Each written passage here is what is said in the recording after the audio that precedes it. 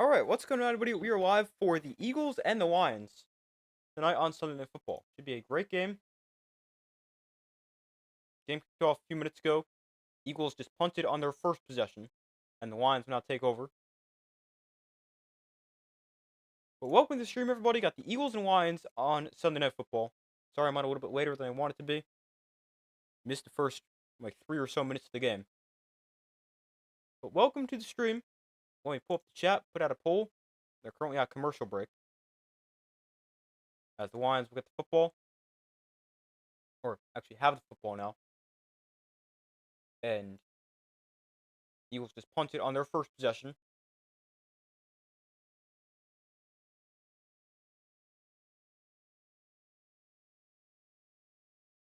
All right, let me put out a poll.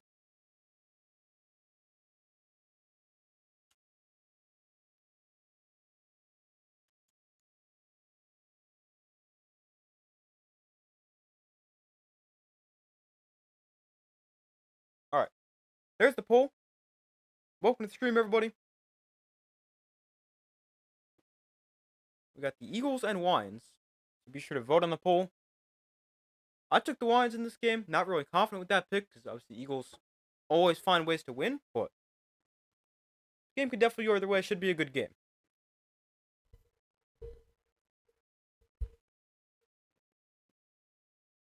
The Lions with the football for their first possession here on their own 14. Goff under center. And Goff will start, throw to the right side. And that is caught by St. Brown. He's out of bounds after a pick of 8. And the Lions with a good start on their first play.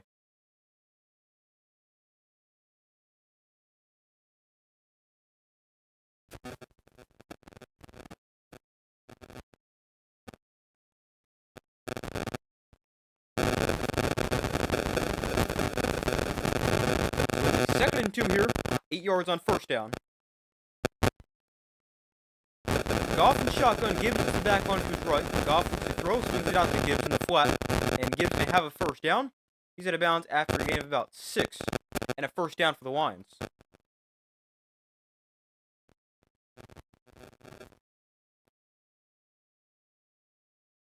Oh, wow. Initial concern is that Aaron Rodgers has a slight break in his left wrist. That is definitely not good for the Steelers. Hopefully Rodgers can recover quickly. Goff looks to throw here. Throws tipped at the line and intercepted. Picked off the deflection by Cooper DeJean. And he returns it to the 12-yard line. The pass got tipped at the line of scrimmage. And then it got picked off. And the Eagles set up the great field position with 11:08 to go in the first quarter. That'd be impressive. We were already in the fourth quarter.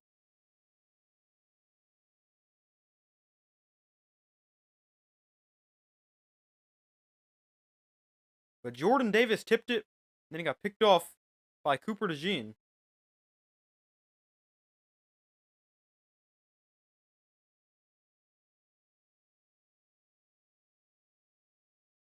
And he sets the Eagles up at the 12-yard line.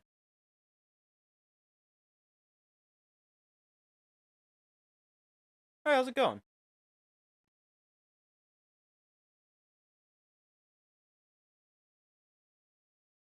So it's a 1st and 10 ball, actually on the 11. Hurts and shotgun, Barkley to his left. Hurts, off play action, throws to Brown in the flat, who's chopped down after a gain of just a yard or 2. You're doing good. Glad to hear that. I'm pretty good as well. The Eagles scoring touchdowns 81% of their red zone trips. That is the best in the NFL and the highest in the NFL in the last 35 years.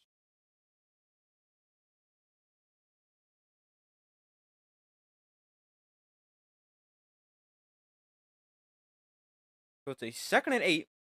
Hurts, this time hands off, Barkley to the left side, and Saquon Barkley wrapped up after getting about a yard. Not much space. And just like that, it's very quickly 3rd down for the Eagles. They can get a first down without scoring. That would be inside the 1-yard line.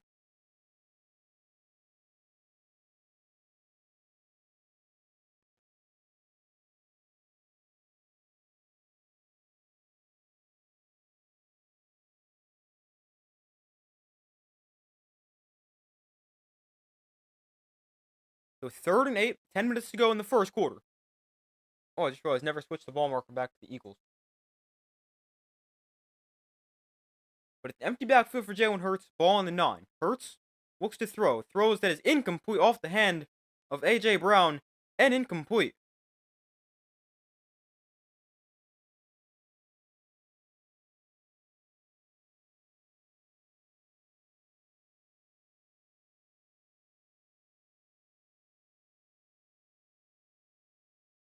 They were trying to hit Brown on the slant, who puts a hand up to make a slight attempt at it, but never really tries to catch the ball.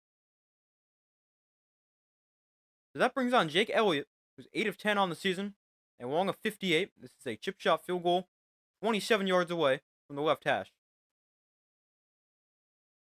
Not much wind, just 3 miles an hour. And Elliott's kick right down the middle. So the Eagles able to capitalize off the turnover and get the game's first points. They kick a field goal, but the Lions very lucky that it's only 3 that they give up, and the red zone defense makes a good stop.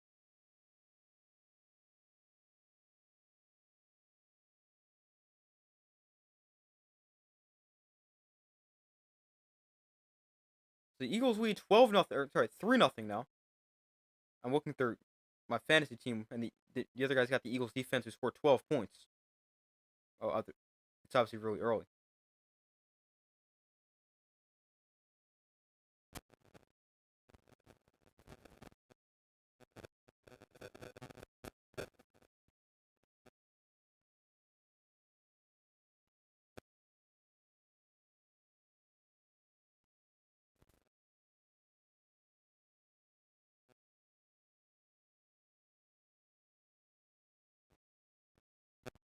So we wait for them to come back from commercial here. A 3-0 Eagle lead.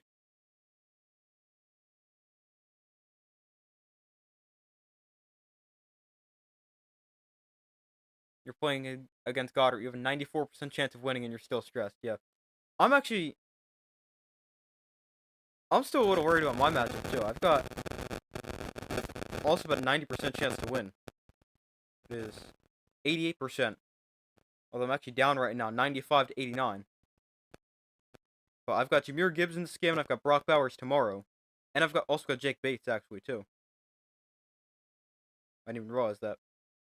And the other guy's got the Eagle defense, and he's got CeeDee Lamb. Because if you win, you have the best record in your league. Wow, that's pretty good. I'm currently 6-4. If I win or if I lose, I'd still have to be 3rd best.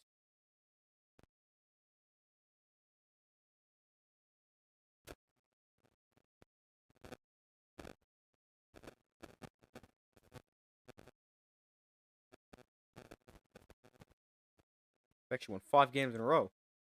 Looking to make it 6 this week.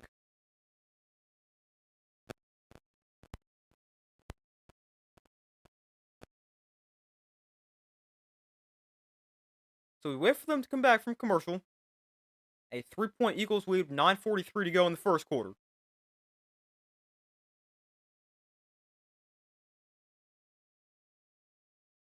So the Lions will get the football back. I was turned it over on their first drive.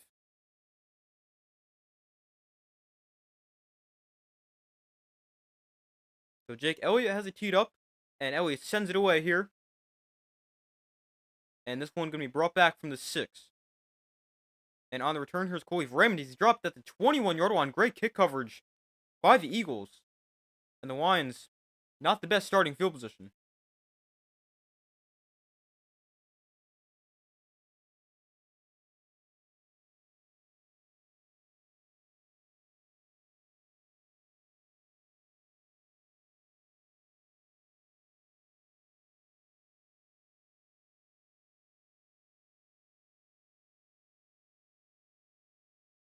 You got Goff and St. Brown in your other team. Well, that's still good. Could get you lots of points tonight. They go to the ground here with Gibbs. And Gibbs going to get dragged down for loss of a yard back to the 20-yard line. And it's 2nd and 11. Zach Bond with the tackle for loss.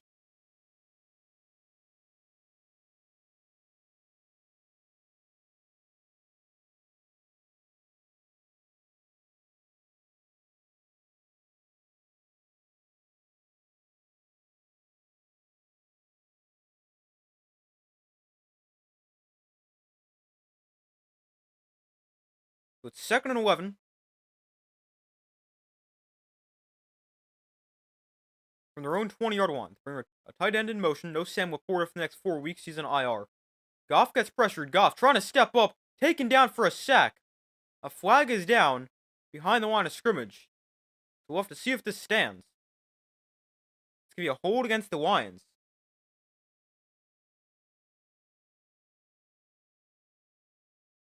So the Eagles get held, get the sack anyway. And the Eagles defense has gotten off to a great start.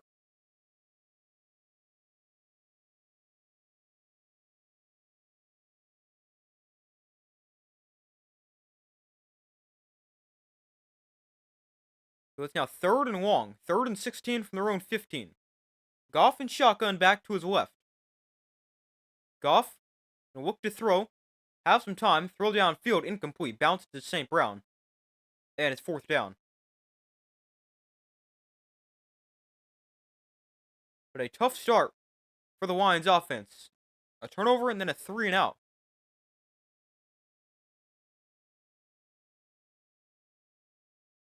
So the Lions going to punt it away. I need to really remember to change the ball marker next time. I'll just leave it there because the Eagles going to get it back.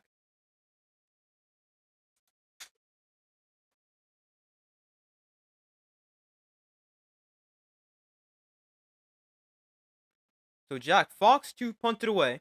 And his kick away cleanly without much pressure. And this is going to bounce at about the 35. And it'll then stop rolling at the 30. Flag comes down. We got 8:19 to go in the first quarter.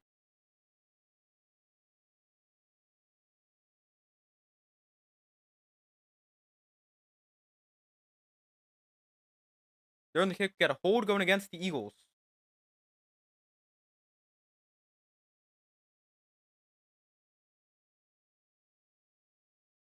So then, going to back him up 10.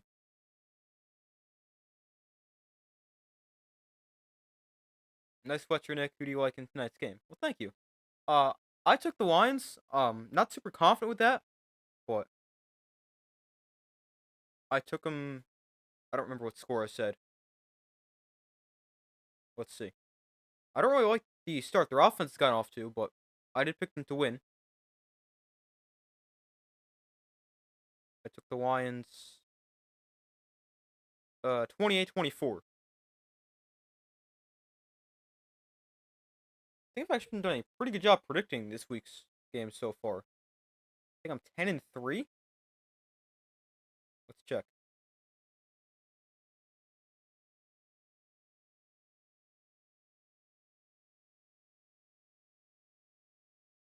You got the Lions 27-24. Yeah, pretty similar. Yeah, I'm 10-3 this week. 3 games I've gotten wrong. I took the Chiefs to beat the Broncos. I took the Jaguars, or the Chargers to beat the Jaguars. And the Falcons to beat the Panthers. But otherwise, I've actually done a pretty good job.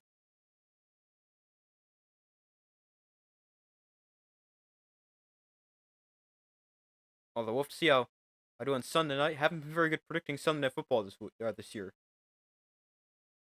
But hopefully I can get one right today.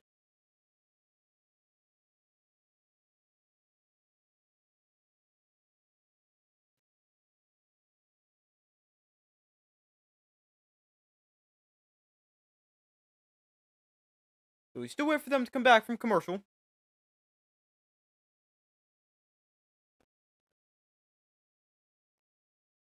A 3-0 Eagles lead. And they get the football back. Back to pretty deep inside their own territory. On their own 20-yard line.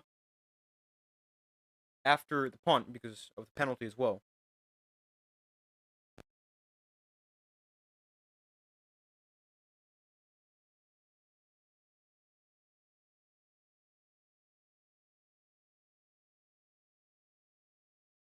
Alright, so they're back from commercial. Eagles come out under center here. Toss goes to Barkley to the left side, and Barkley's got some space, turns the corner. Barkley's still going, gains 15. Or somewhere around there. But a good run there on 1st down. Not a good week for you. 7-6. I'm actually kind of surprised I've done this well because there was a lot of tough games to predict this week. I was expecting to be more in that 7-6, 8-5 range.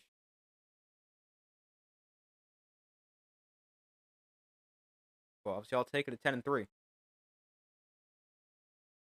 But 1st and 10 here from the 33. Hurts looks to throw off play action and throws underneath for Dallas Goedert. And he'll pick up about 5.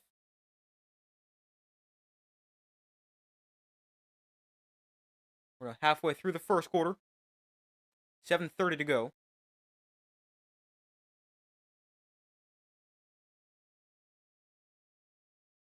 Dallas Goedert, 7 touchdowns, tied for 3rd in the NFL. Also tied for most among tight ends.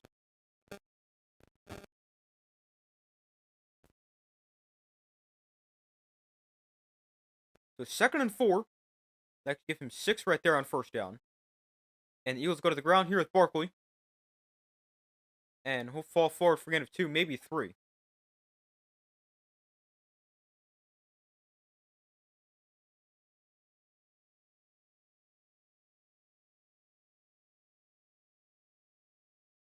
Saquon Barkley averaging just 64.3 yards per game, which is worse since 2021 with the Giants. He's also averaging just 3.9 yards a carry, 595 yards, 4 touchdowns. He has definitely not been quite as good this year after that insane year last year. But a 3rd and 1 here for the Eagles. We'll hand it off to Barkley. They want up at fullback, and he runs into a wall at the line of scrimmage. They even lost a yard, ran into his own lineman. And it's going to be 4th and probably 2 or 3. And that also makes it an interesting decision here for the Eagles because you're not going to go tush push on 4th and 2 or 3. Kind of surprised they didn't do it right there on 3rd and 1. If he runs into Landon Dickerson, he probably loses a yard.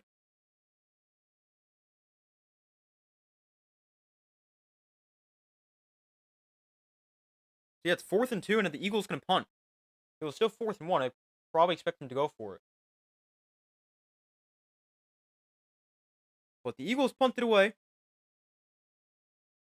And it is fielded at the 12, and he's taken down right there.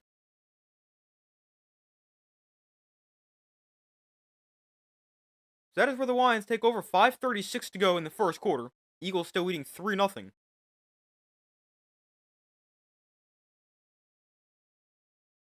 But the Lions get the ball back. The defense playing pretty well.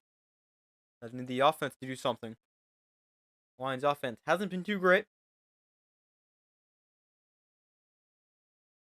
They've turned the ball over, thrown a pick, and then gone 3 and out.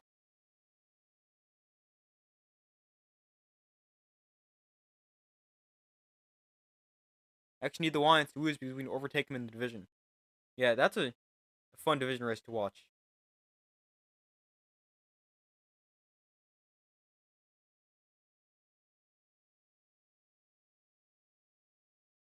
Wow, that's crazy. The Bears actually lead the division right now. Obviously, they've played one more game than the Lions. The Bears are 7-3. The Lions can obviously match that, and they would be above the Bears because the tiebreaker if they win. Yeah, that's going to be a very interesting division race.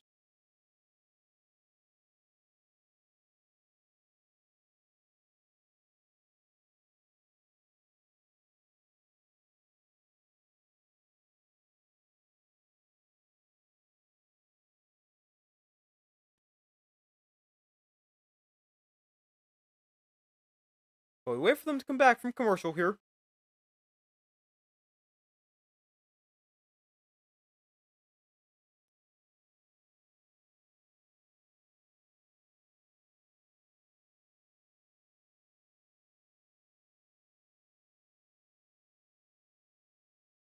So far, results in the poll 50-50. Be sure to vote if you haven't already.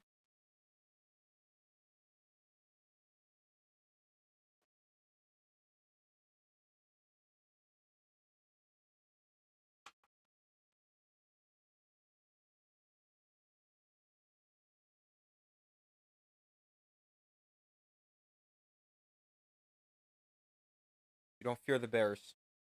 Yeah, I mean, I still don't know what to make of the Bears. I don't really think they're elite, but I mean they're playing pretty well. They win a lot of close games.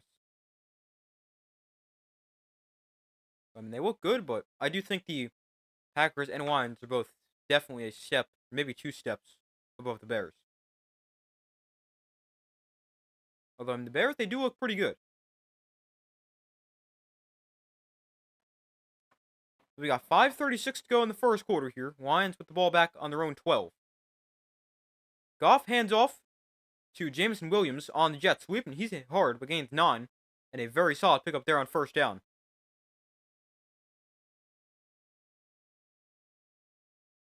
We got 5:25 to go in the first quarter. Dan Campbell calling plays again for the Lions, and he's actually going to be their play caller for the rest of the year. I read before.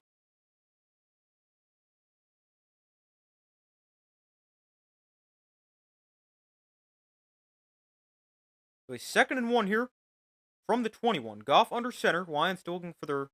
Actually, this would be their second first down.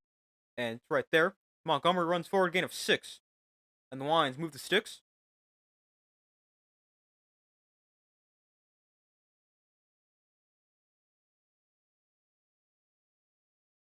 Oh, Wayne Johnson going to the locker room for the Eagles. Saw him get hurt last week against the Packers on Monday night. But he was able to return to that game. Now he goes limping to the locker room here. Hopefully he's okay, obviously. So 4.5 minutes left in the first quarter. So a 3-point Eagles lead. Goff off play action. Looks to throw. And he'll find Montgomery, who just faked it to. And David Montgomery close to another first down. And looks like they're going to give it to him. Montgomery gains 10.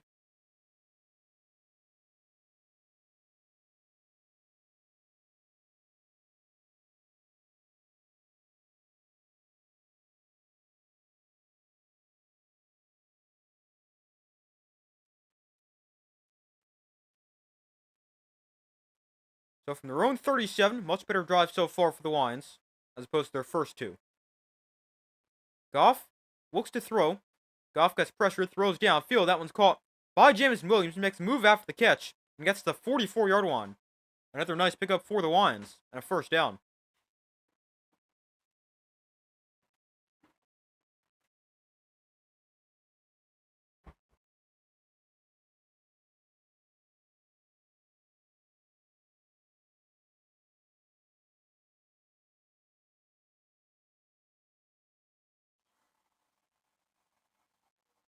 So it's a 1st and 10 from the Eagles' 44. Here's a direct snap to David Montgomery, who fakes the handoff to Gibbs, keeps it himself for a gain of a yard. I didn't even realize they were lined up in the Wildcat formation. It looked like they had Goff behind him. Yeah, they had Montgomery taking the direct snap. Goff behind him, Gibbs to his left. The Lions get creative right there.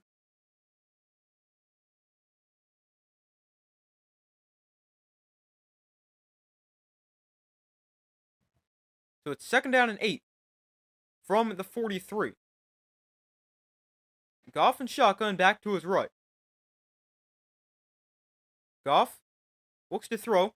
Goff steps up, rolls right, and the pass might have got knocked down at the line of scrimmage.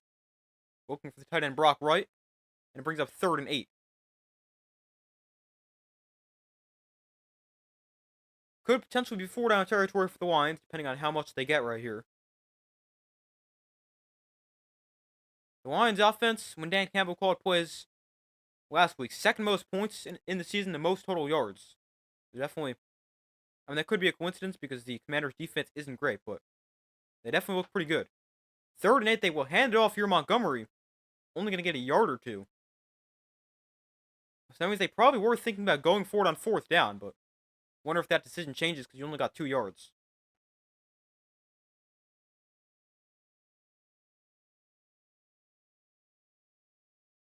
So let's see the decision for Dan Campbell. 2 minutes to go in the first quarter.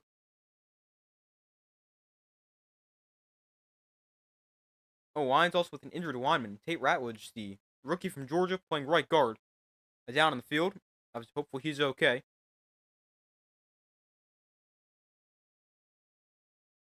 The Lions will have some extra time to think about this fourth down as they go to commercial break here.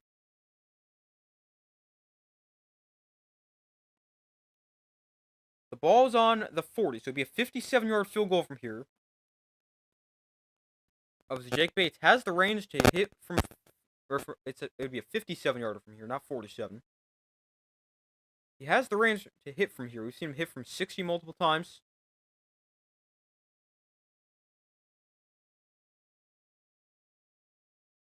Will they actually go for this? I don't know. They definitely could.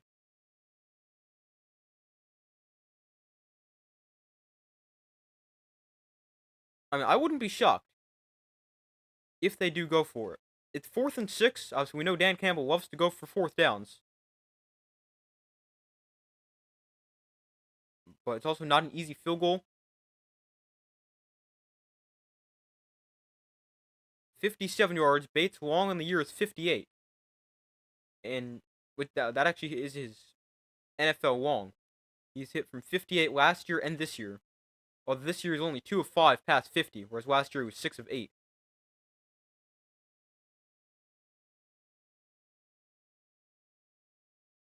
But we've seen Bates hit from, I believe it was 64 and 61 in the UFL before he came to the NFL.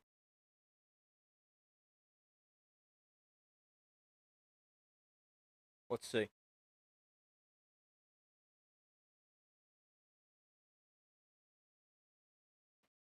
Yes, 64-yard field goal. And he also made a 62-yarder. And during that 10-week season, he made 6 kicks from over 50 yards. But we'll have to see what the Lions do here. It's 4th and 6 from the Eagles' 40.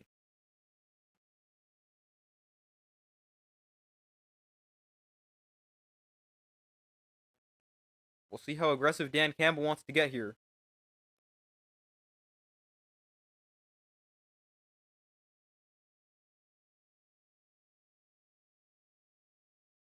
So let's see, 4th and 6. Let's see what the Lions do. Minute 56 to go in the first quarter. And it looks like they will keep the offense out there and go for it. Yeah, Goff and the offense is on the field. It's 4th and 6 from the 40. Goff and shotgun, Montgomery to his right. Left. Play clock winding down. Motion tight end across the formation. And play clock at 0 here.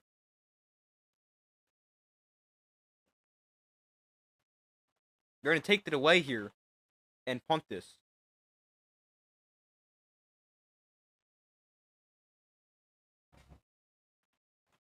So even Dan Campbell not going to go for that one. And the Eagles going to get the ball back.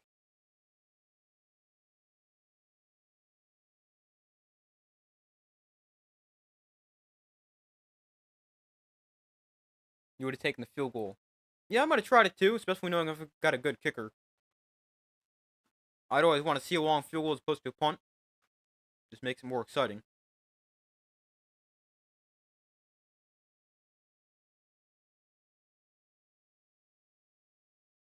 So the kick for Jack Fox is going to be fair caught at the 15-yard line. So it's a 30-yard punt. I don't know. I probably would have tried the field goal.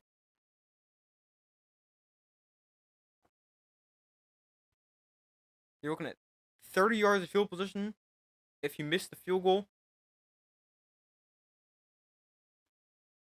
Yeah, I think I would have tried it.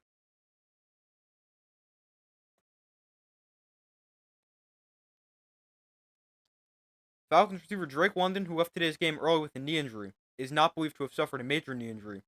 He could miss some time, but we'll find out tomorrow.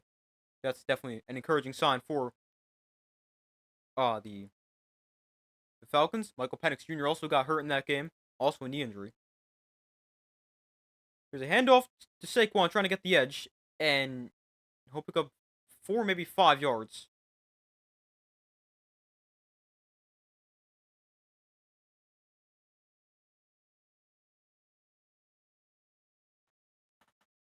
Man, the Eagles' offense has dropped off. Yeah, really. I mean, this year they just don't look good. I mean, they don't run the ball well. They don't really throw it well. Last year they ran it well, but didn't throw it too well. And then the past 2 years before that, they were good. But it has not been good, especially this year.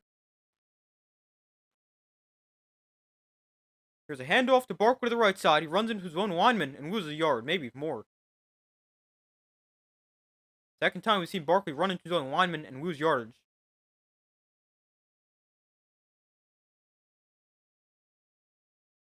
That could be the final play of the quarter.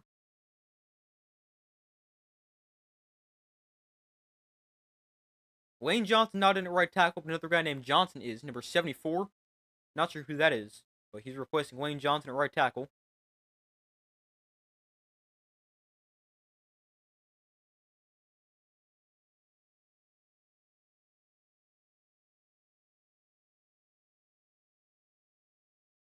But that does bring us to the end of the first quarter. The Eagles up 3-0.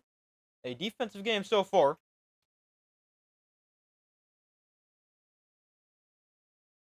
The Eagles lead 3-0 at the end of the first quarter.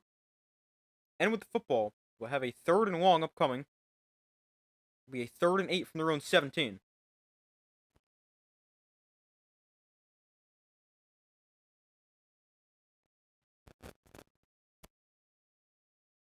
But I really think part of the Eagles' offensive fall off has been Jalen Hurts. Because, I mean, he had a great year in 2022 when they made the Super Bowl the first time against the Chiefs. Or is that 2023? No, 2022, the year they beat the Giants in the playoffs. Then it was... No. Wait a minute. That was 2022. Then 2023 was the year the Eagles had no defense. And they lost in the first round. Then last year is 2024. Oh, yeah, I didn't confuse myself. But 2022, Jalen Hurts, he threw for 3,700 yards, 22 touchdowns, 6 interceptions. And he also ran for 760 yards and 13 touchdowns. Then 2023, yards were up, touchdowns were up, but also the turnovers were up. And then I feel like they kind of ruined him. They told him to be a lot more conservative. They didn't really let him throw the ball downfield as much. They ran the ball a lot more. And I feel like he's kind of lost the ability to throw the ball. I think he's lost a lot of confidence throwing the ball. And I really think that's just carried over into this year. I definitely think that's part of it. See, AJ Brown said to get rid of me in fantasy. I did see that. Kind of surprised somebody would say that. But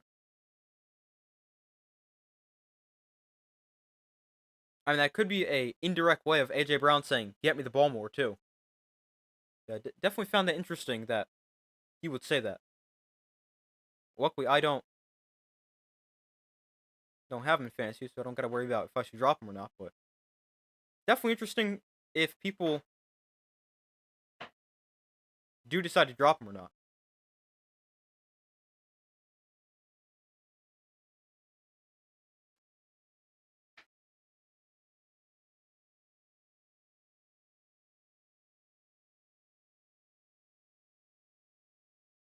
Same, you don't have him either. Yeah, I wouldn't watch AJ Brown in fantasy. Obviously, he scored like 10 points a game or whatever. I don't know the exact averages, but no, it hasn't been good. So 3rd and 8 here for the Eagles as we start the second quarter. Hurts and shotgun back to his left. Lions show blitz. And they're going to drop out, bring 4. Hurts stands in, has time, throws short of the 6 to Devontae Smith. And the pass is actually incomplete. And it brings up 4th down.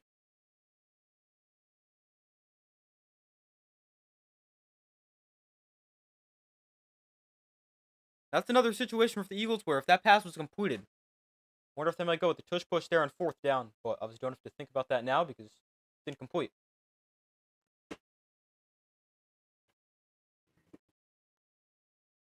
So it's a 4th and 8. Braden man on to send it away. And man kicks it to Khalif Raymond, who calls for a fair catch out of bounds at the 40-yard line.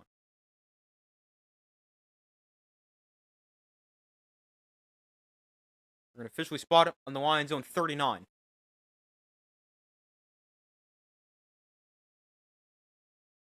But the Lions' offense, since 2023, is scoring 30.4 points per game, most in the NFL. Jahmyr Gibbs is 5th in the NFL with most touchdowns before he's turned 24. He's got 41. He's behind Jim Brown, Emmitt Smith, I think it's Randy Moss, and Barry Sanders. When does Gibbs turn 24?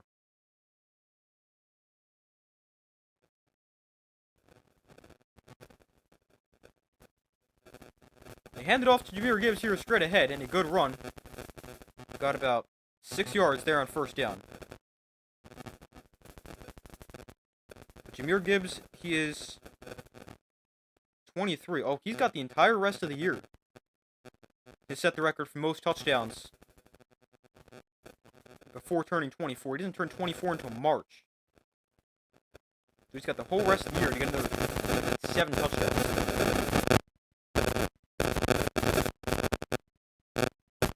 They give it to Gibbs once again, and he turns up the middle here. Got 2.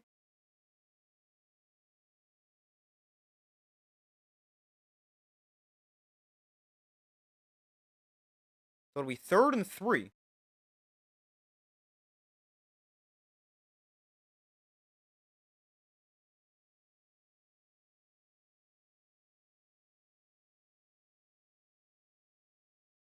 Actually, 3rd and 1 is what they're going to mark it as. So apparently got more than 2 on that previous play.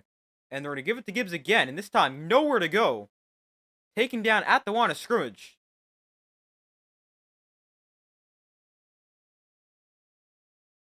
And here's the decision for Dan Campbell. 4th and 1 from roughly your own 45.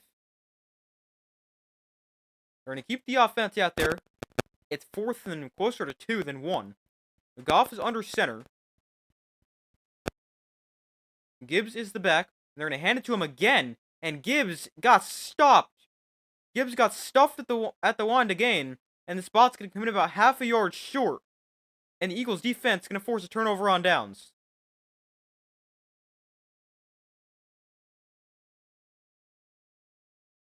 So how about that? The Lions run it 4 plays in a row and can't get 10 yards. I don't love running the football right there. I was just going to say I don't think you can run this. Because it wasn't like 4th and half a foot. It was... Or half a yard, whatever. It was 4th and like a yard and a half, maybe closer to 2 yards. So I don't really think you could run it in that situation. But Dan Campbell decides to run the football. It does not work.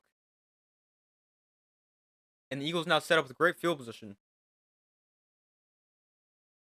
At the 48.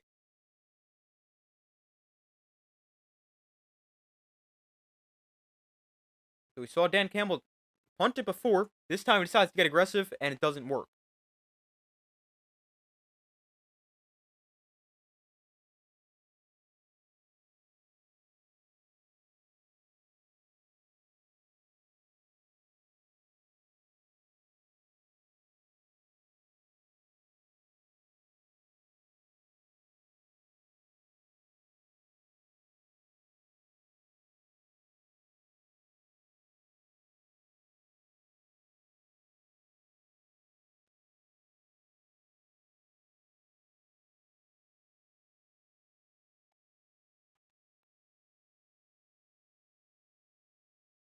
So far, results in the poll, 57% of you guys said the Lions will win, 43% have said the Eagles. Be sure to vote if you have not already done so.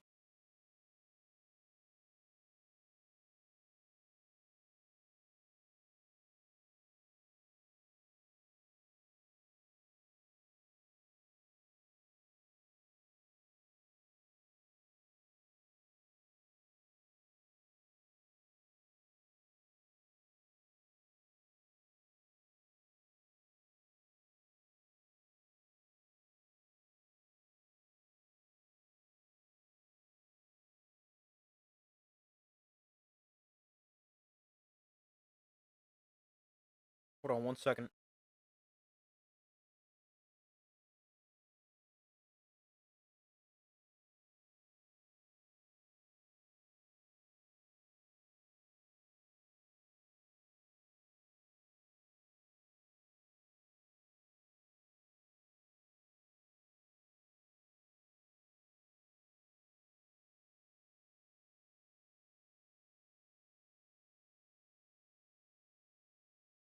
Alright, so they're back from commercial here. The Eagles with the football, great field position starting inside Lions territory.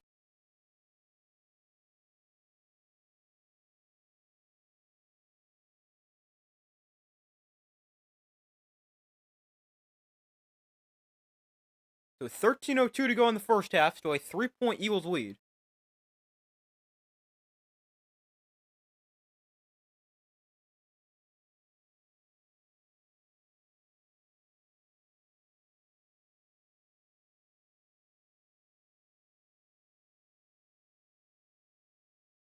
We got Hurts under center, Barkley is the back. From the line, 48-yard line. Hurts off play action, looks to throw. Hurts gonna take a shot. Deep down the field, double coverage, and way overthrown. Looking for Devontae Smith.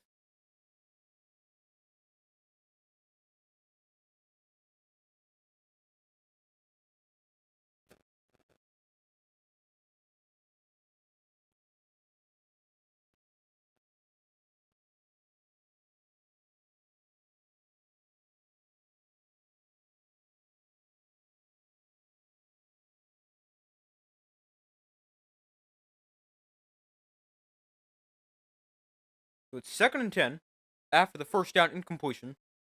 Empty backfield for Jalen Hurts. They spread the field, go 5 wide.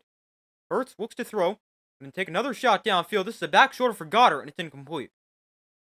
Brian Branch in coverage.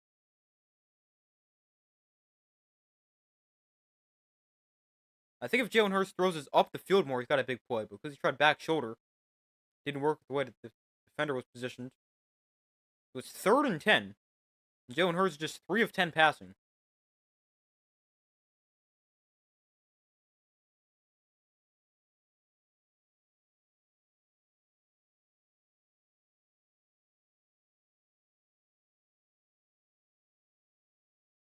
Eagles 1 for 5 on 3rd down, averaging 8.4 yards to go. This is a 3rd and 10. Hurts looks to throw. Lions bring 5. Hurts throws outside. Incomplete, looking for Devontae Smith again. And the Lions defense with another 3rd down stop. Amik Robertson in on coverage right there. And it's 4th down. And another quick 3 and out here for the Eagles.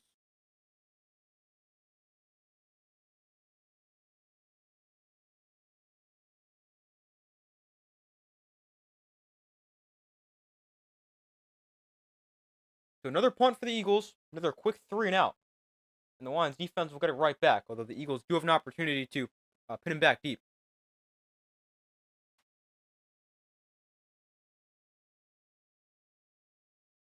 The Lions get some pressure on the punt, but it's away cleanly. And Raymond, oh wow, he made that a lot harder than it needed to be. But he calls for a diving fair catch at the 20-yard line. The flag we got down.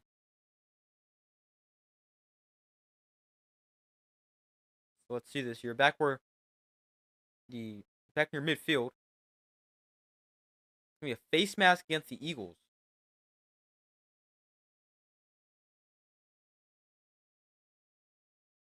There is some wind. Could have definitely impacted the punt, and why Raymond had to make a diving attempt at it. Did catch it cleanly though.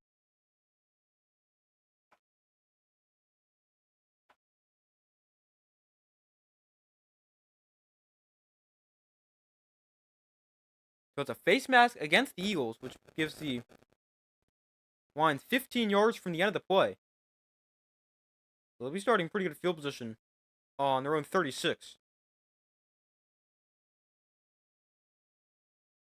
But maybe the Lions didn't kick that field goal before because of the wind. Because they just show the flags. They look to be blowing quite a bit.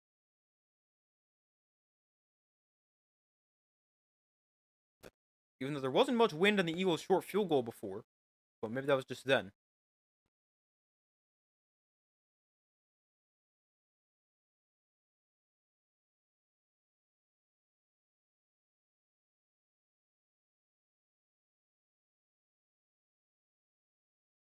The Lions in their first drive, interception, punt, and a turnover on downs. Their first game without points in their first 4 drives since 2023. Well, that's pretty impressive. Just goes to show how good the Lions offense has been. Goff hands off here. David Montgomery, no space initially, but able to find some space, about 3 yards.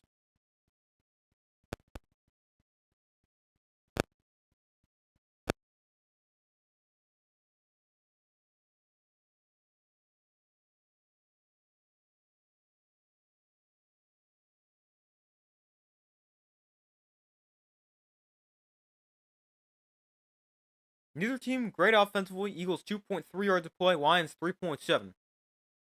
This is 2nd and 6. Goff throws outside for Brock Wright. And Wright going to pick up about 4. Make it 3rd down.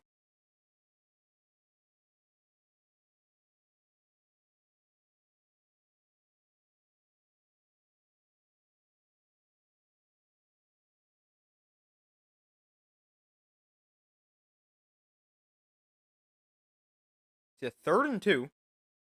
11:40 to go in the first half. Goff and shotgun back to his left.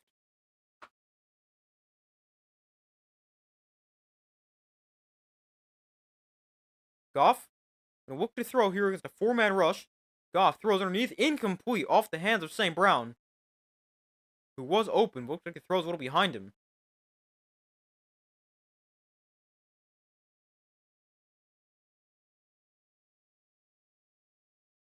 But now, Lions, no points in their first 4 drives, the first time since 2023.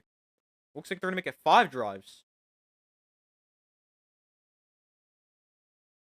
Yeah, this throw was off the hands of St. Brown, but way behind him from Jared Goff. Oh, they faked the punt! They faked it and they didn't get it! They barely got a yard. Dan Campbell gets aggressive again. And again, it doesn't work. Looks like they snapped it right to one of the up men.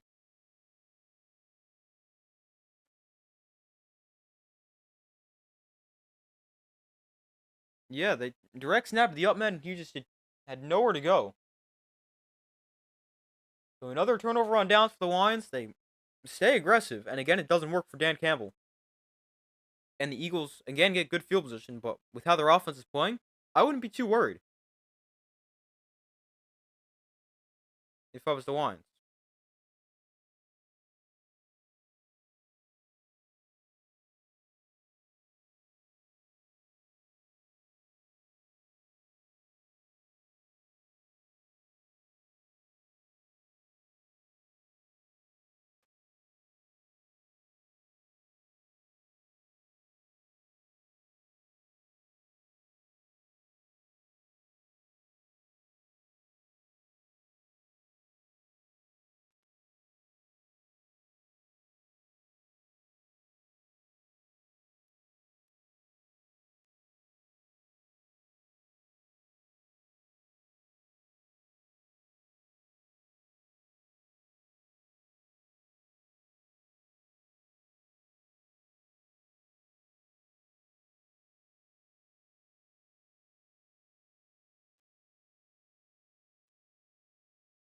So we still wait for them to come back from commercial.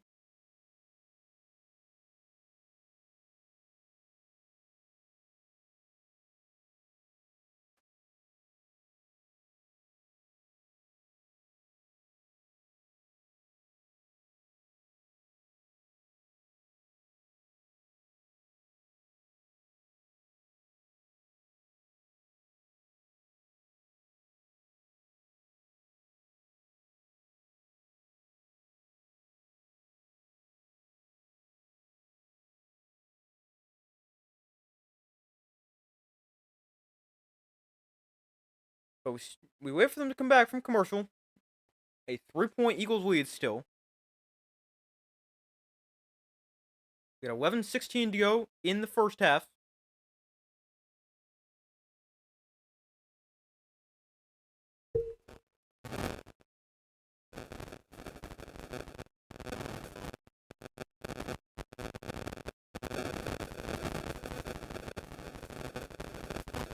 Well, next Sunday we got a good one. We got the Rams and the Buccaneers next week. That should be pretty good. I mean, this game's good too, or was supposed to be. Been kind of very boring so far, but still early. The Eagles start this play, or start this drive to run for Saquon Barkley, and he's got a good run, spinning his way forward for 8 yards.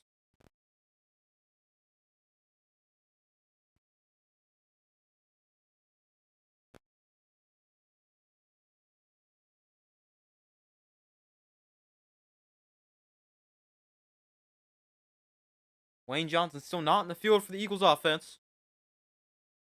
So leaves the game earlier. Not sure what the injury was. But it's a 2nd and 2 here. Hurts and shotgun. Barkley to his left. From the line, 35. Again, they'll go to the ground. Barkley, this time he's got a first down. And a gain of 3.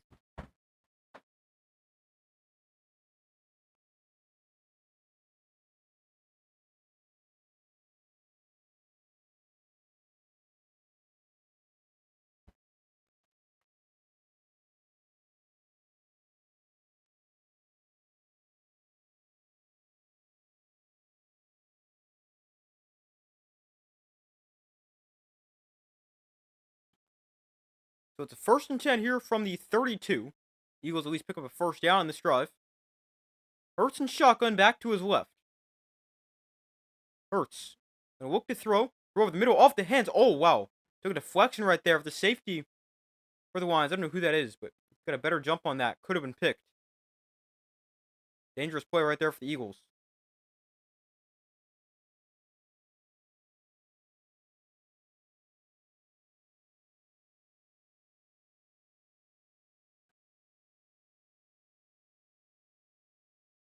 Saquon Barkley, 125 rushing yards per game. Last year, 65 per game this year. I think they said that's the 5th largest decrease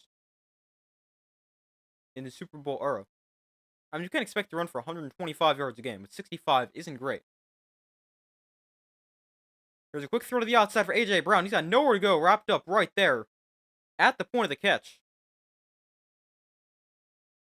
And it brings up 3rd down.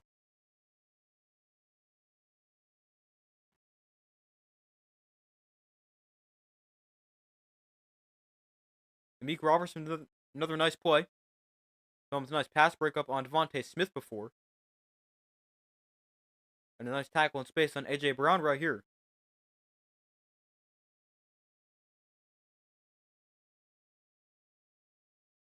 So 3rd and 11.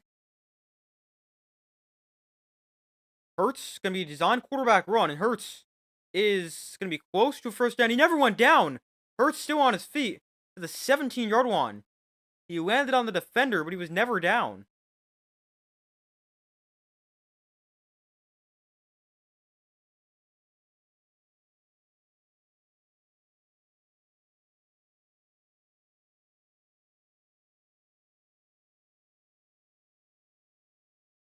Oh no, his knee did go down. He had his knee down as he tried to get back up.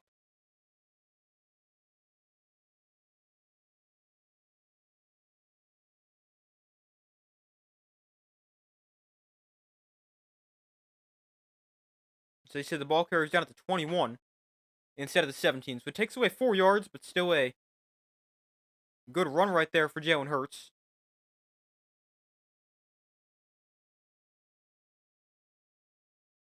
Although Hurts averaging just 3.8 yards per carry, which is a career low. Run for 247 yards and 5 touchdowns this year.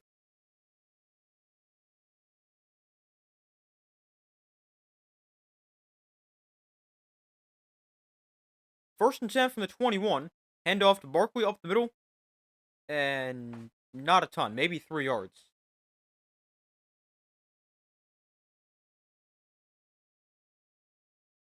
.805 to go in the first half.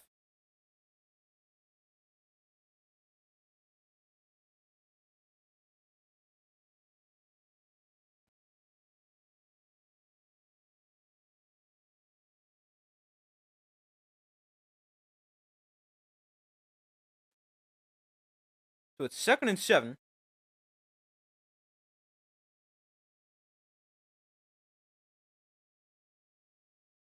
Hurts looks to throw here, sets with the screen for Barkley. And Barkley taken down for a big loss. Another negative play for this Eagles offense. A huge loss there. Alex Anzalone makes the tackle.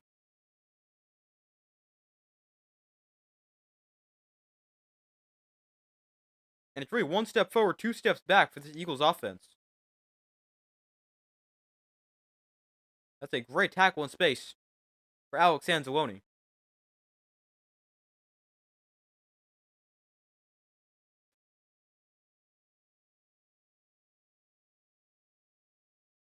Eagles still averaging just 2.3 yards a play. Lions at 3.4. Not much better, but still a little bit. So it's now 3rd and 15. Lions bring 3. Hurts quick throw. Finds A.J. Brown. Getting it down to the 16. And it will bring up 4th down.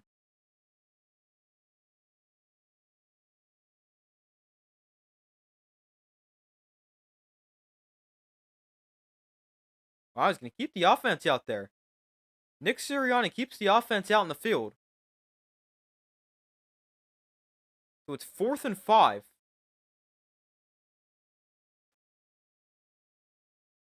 Eagles the 8th best 4th down team in the NFL, 69% conversion rate.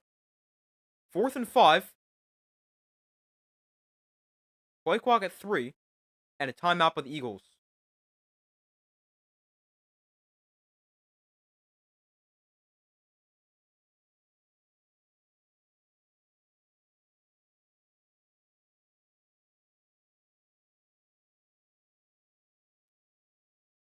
So it looks like the Eagles now going to send on the field goal unit.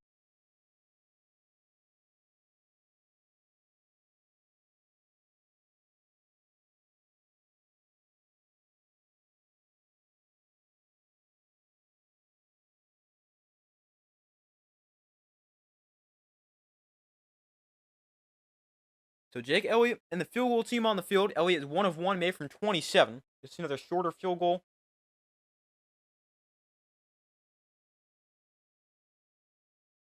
This is 34 yards, so pretty much an extra point, 1 yard longer.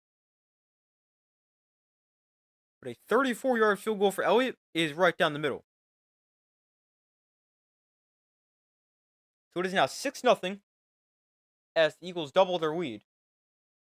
But the offense still doesn't look great doing it. They had that one good play, which was the A.J. Brown run, but outside of that, not much.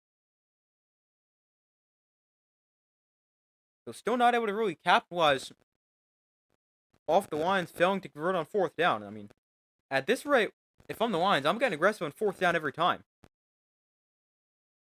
If I know my defense is only going to at most allow a field goal, I'm going to stay aggressive if I'm Dan Campbell.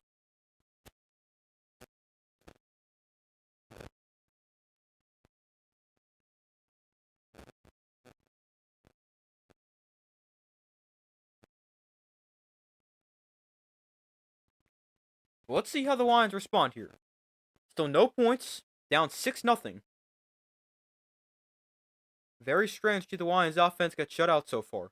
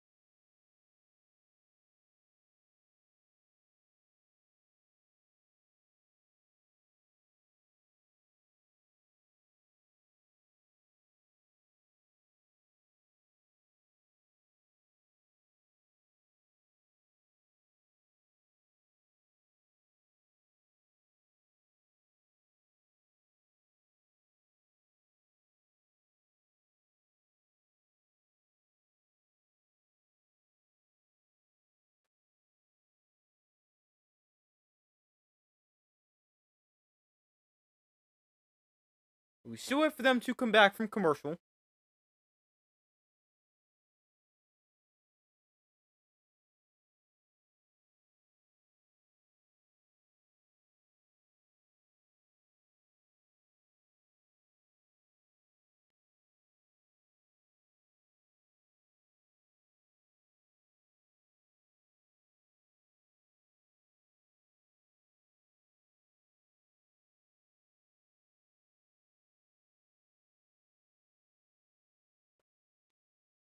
Alright, so they're back from commercial.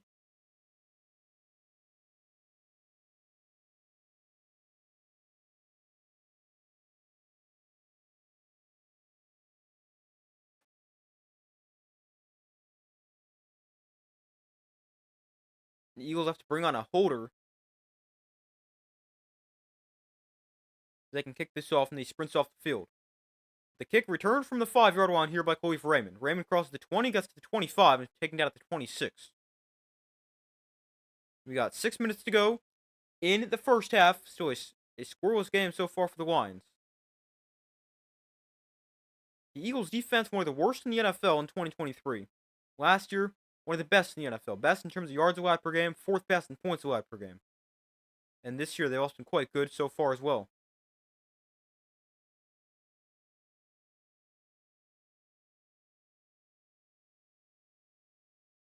So 1st and 10 from 26.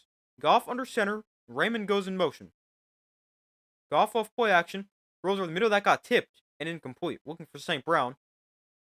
But it got deflected at the line of scrimmage. Jordan Davis again, who tipped the pass that got intercepted before.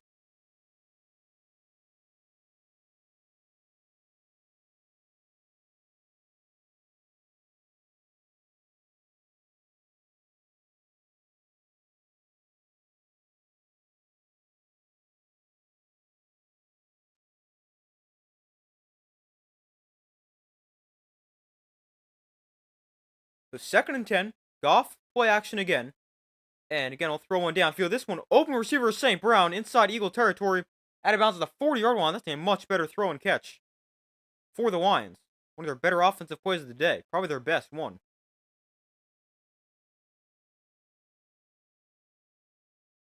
But a nice job right there.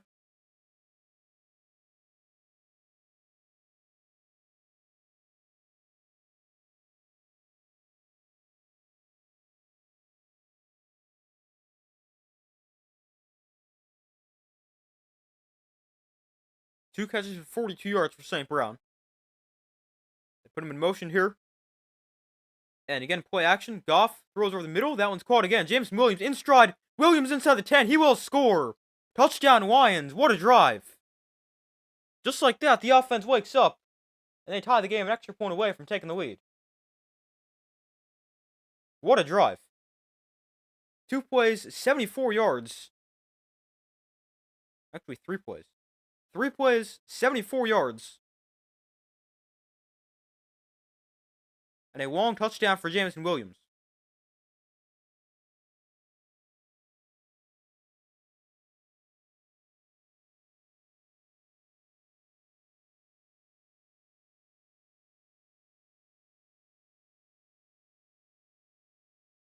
They call unsportsmanlike conduct against Jameson Williams in the celebration because he jumped into the upright. I don't know what you call that. Not the upright, but the goalpost stand. I guess I don't think that's the right thing.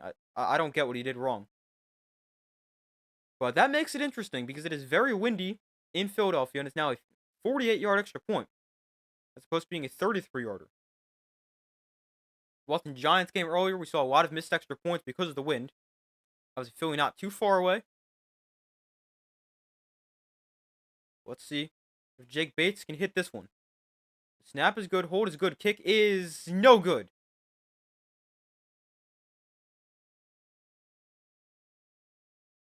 The ball goes wide to the right, and the penalty for Jameson Williams might cost the Lions. But the game stays tied at 6 as they miss the long extra point.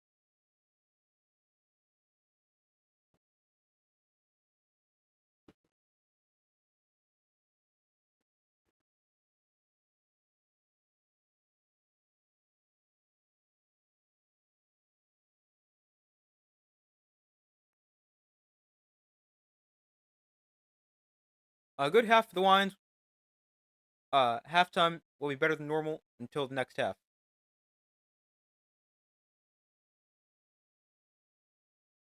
Yeah, it's a great response drive right there for the Lions. Bates misses the extra point because of the wind and the penalty.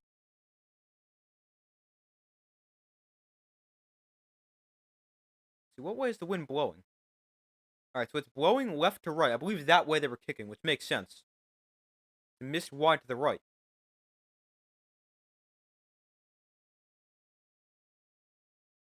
And the ball falls off the tee here. We just saw the Eagles need a holder. Lions might need one as well. And they're going to bring one on anyway. Jack Fox, the punter, comes on to hold it for Bates to send it away.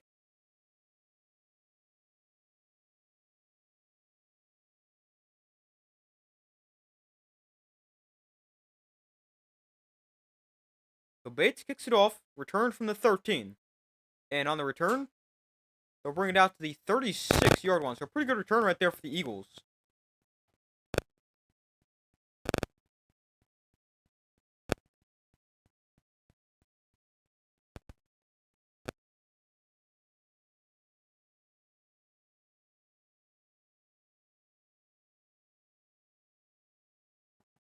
So if you see how the Eagles offense responds, they put together a field goal drive before.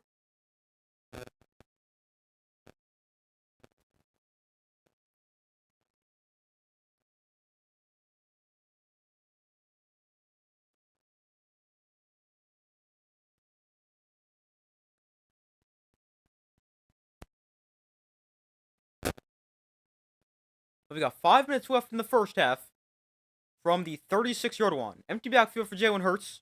Look to throw. Hurts throws outside. High throw. Hauled in by A.J. Brown. And Brown going to gain 9. Just short of a first down.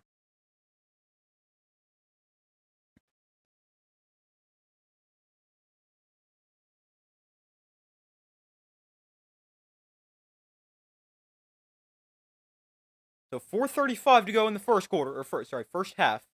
Eagles with the ball on their own 45. Hurts and shotgun back to his left. Hurts looks to throw. Hurts throws underneath open receiver that is caught by Granson. And a gain of 3 enough for a first down.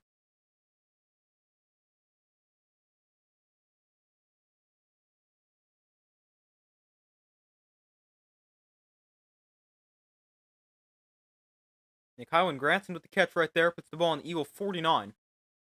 The Eagles' 5th first down of the day. The Lions have 6. They go to the ground here with Barkley straight ahead, and he'll spin his way forward for about 5.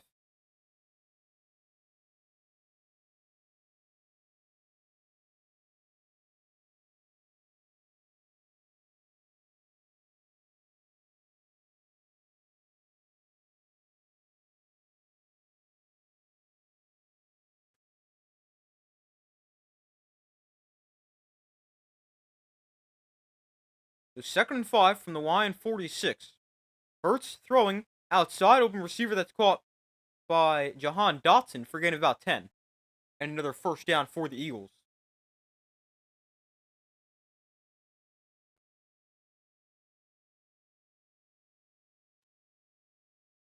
And Jalen Hurts 8 of 17 for 52 yards. Definitely not great. 3 minutes. Oh, ball's on the ground. Barkley gets it back here. But not a clean exchange between Hurts and Barkley. I don't know if Hurts was trying to hand it off. He was trying to fake it to him. But the Eagles able to get it back. But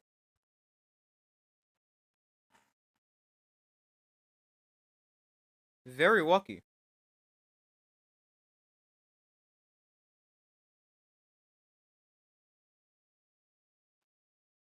We got 2.5 minutes left in the first half.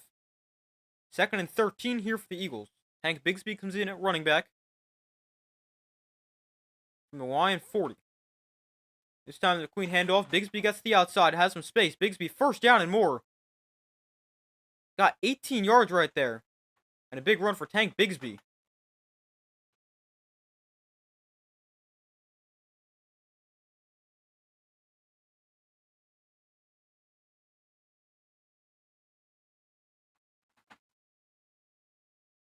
And that also brings us to the 2-minute warning here in the first half.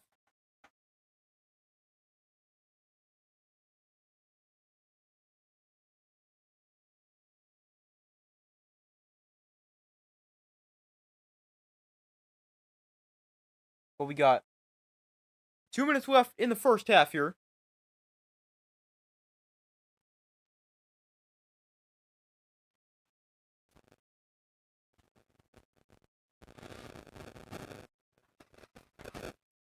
The Eagles moving the football effectively here on this drive. Best drive of the day by far.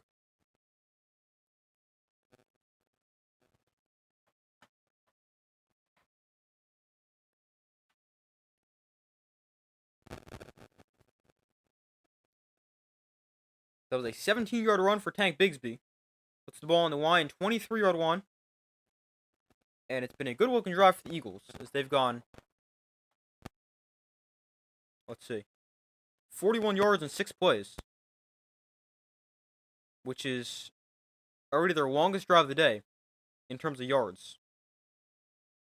Their previous drive was their longest, where they had gone 9 plays for 27 yards. But this drive looking a lot better. Now let's see if they can finish the drive. Run the line 23. Eagles 0 for 2 in the red zone today, though. Although, obviously, they're not quite in the red zone yet, but just outside.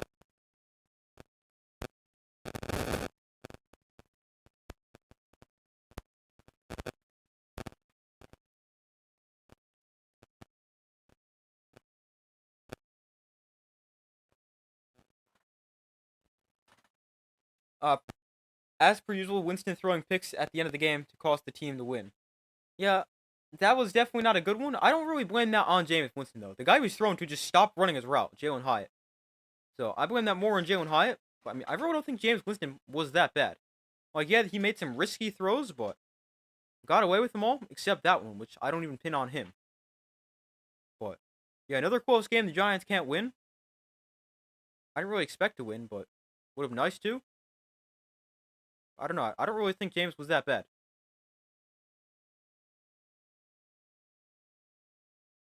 First and 10 here from the 23 after the 2-minute warning. We'll hand it off here. Bigsby gets it again. And Bigsby, another solid run. About 4 yards. Actually, we gave him 6, actually.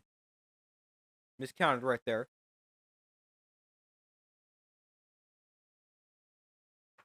Clock running now. Minute 40 to go in the first half. Eagles have 2 timeouts. Lions still have all 3.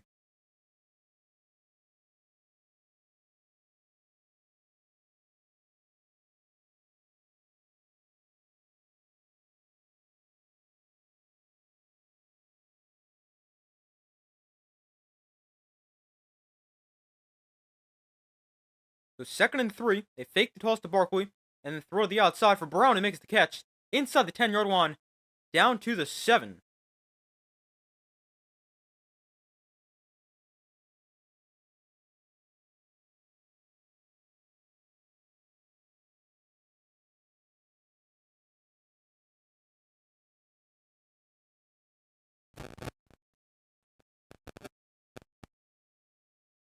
A.J. Brown, 6 catches for 43 yards already. Sure he'll be happy he's more involved in the offense.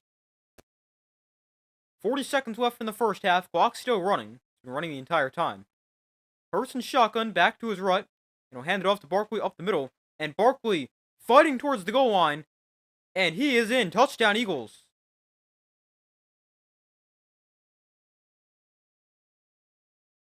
Eagles with their best drive of the day by far. They go right down the field and put one in the end zone here before halftime.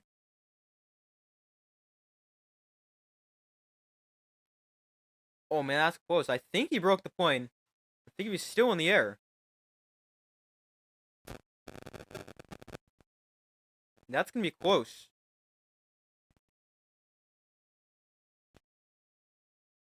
I think he got in, but that's a really close one. They're going to take a look at it, most likely. Obviously, all scoring plays are reviewed, but that's a close one. And we'll see if they mark him in or not. And that is close. The Buccaneers disappointed you. Yeah, you expected them. I picked the Bills. I mean, I wouldn't say the Buccaneers disappointed. I was surprised to see Josh Allen score 6 touchdowns, although I mean, it's Josh Allen, so I should stop really being surprised.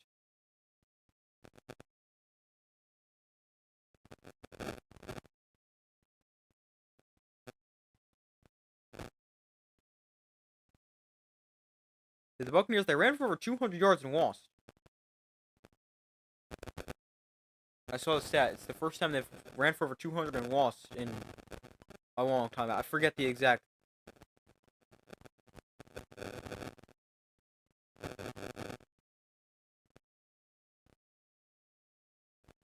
the exact stat it was, but it's been a while.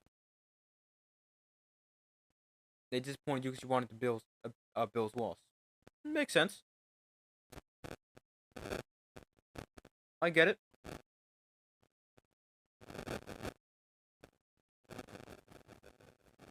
Chiefs are 5-5. Yeah, that's crazy.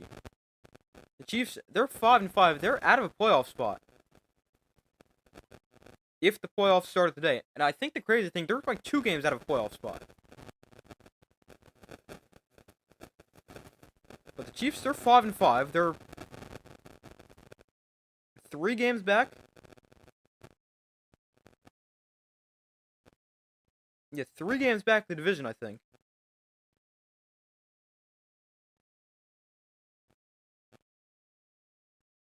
And if you look at the playoff standings, they've got the 9 seed right now. They're a game behind the Jaguars, who are 6-4, but technically that's 2 games behind, because the Jaguars obviously have that head-to-head win.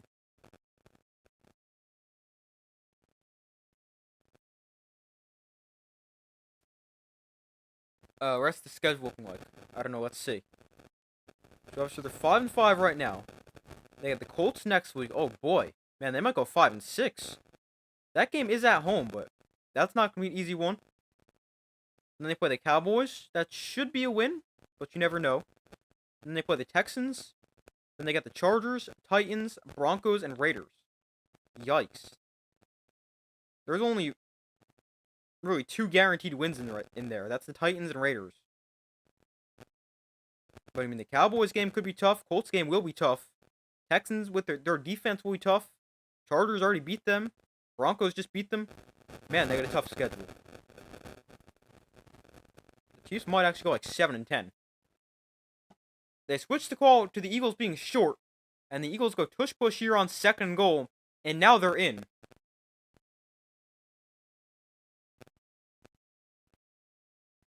Jalen Hurts with the rushing touchdown for the Eagles. Oh, I just realized I never switched this back from 12, so it's 12-6.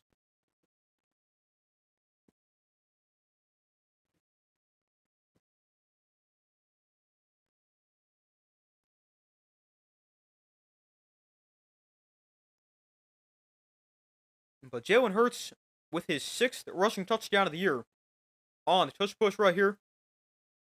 And the Eagles extend their lead.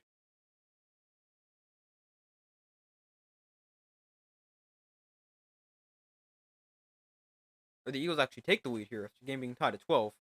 And Elliott's extra point, fighting the wind, is good.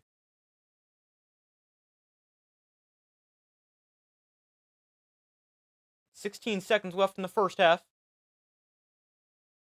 Lions do have, I think, yeah, all 3 timeouts, so maybe they try to do something. They do get the ball to start the second half. Maybe you don't try to get too aggressive now, knowing you get the ball. But when you got all 3 timeouts, you can use the entire field. I think you might try to do something here. Maybe try a screen or something first, but I'd see if I can do something. Oh, yeah, but the Chargers were so terrible today. The Chargers, they were awful. Losing 35-6 against the Jaguars is not good. But, I mean, the Chargers, they look so good one week. Like, they look great last week, then terrible this week. But they're so inconsistent. It gets kind of frustrating watching them. Like, I didn't even watch their game, but just knowing they can be good, but it's so rare to see them put it all together. Must be tough to watch for Charger fans.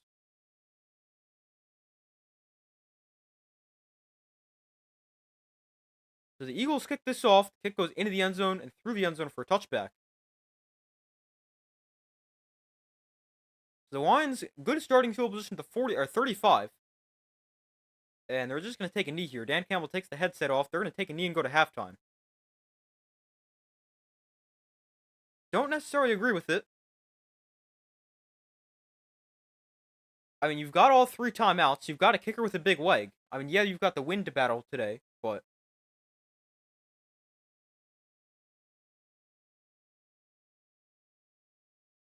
I would have tried something.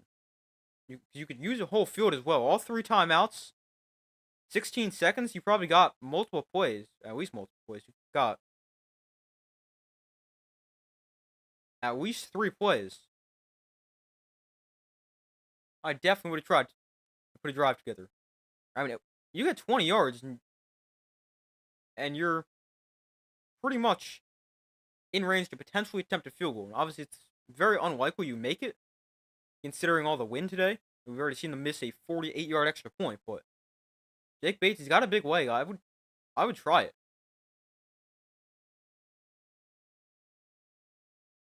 Well, obviously the Lions didn't. And the Eagles lead 13-6 at halftime. But the Lions do get the ball to start half number 2.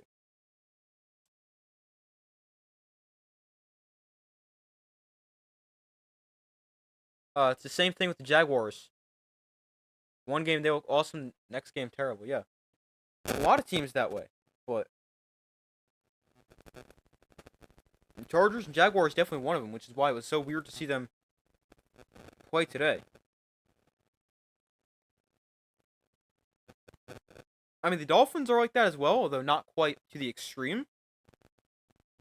They can look great, like they beat the Bills, and they barely beat the Commanders this week.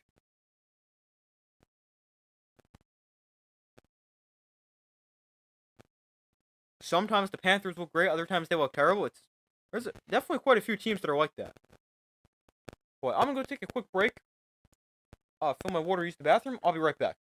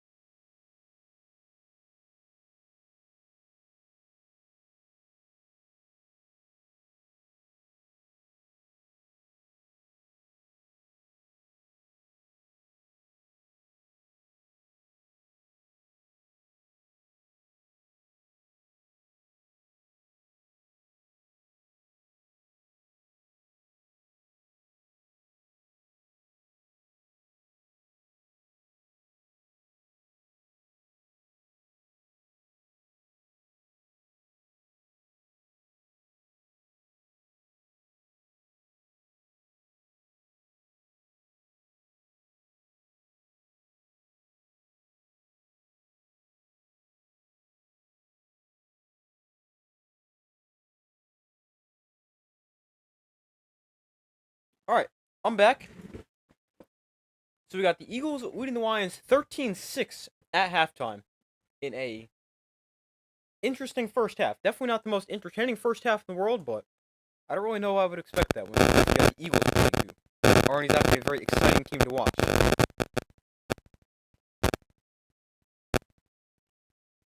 But Eagles up by 7, Lions get the ball to start the second half. Still very much anyone's game. Eagles offense had their best drive of the day by far on their last drive of the first half. They went 10 plays, 64 yards.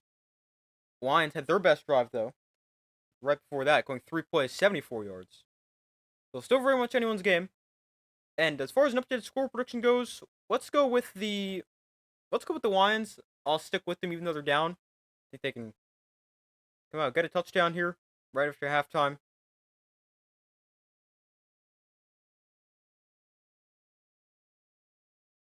And tie this game up. So let's take the Lions. I originally said 28-24. I think it'll be a little bit lower. Lower scoring than I originally thought. But let's go. Let's take the Lions by a score of. Let's see.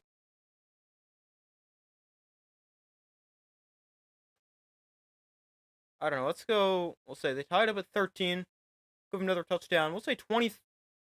We'll say 23-20 Lions.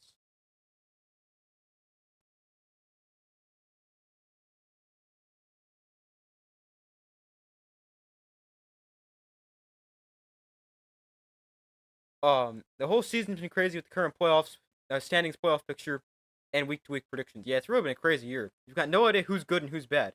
It's like nobody's really that bad. Like, there's a few who are that bad, but nobody's really amazing either. Except maybe the Rams. Pretty much everyone expected the Bills and Chiefs to be running the AFC, and the Eagles and Lions to be running the NFC. Not the Broncos, Colts, and Patriots to be dominating the AFC. Yeah, it's really been a crazy year.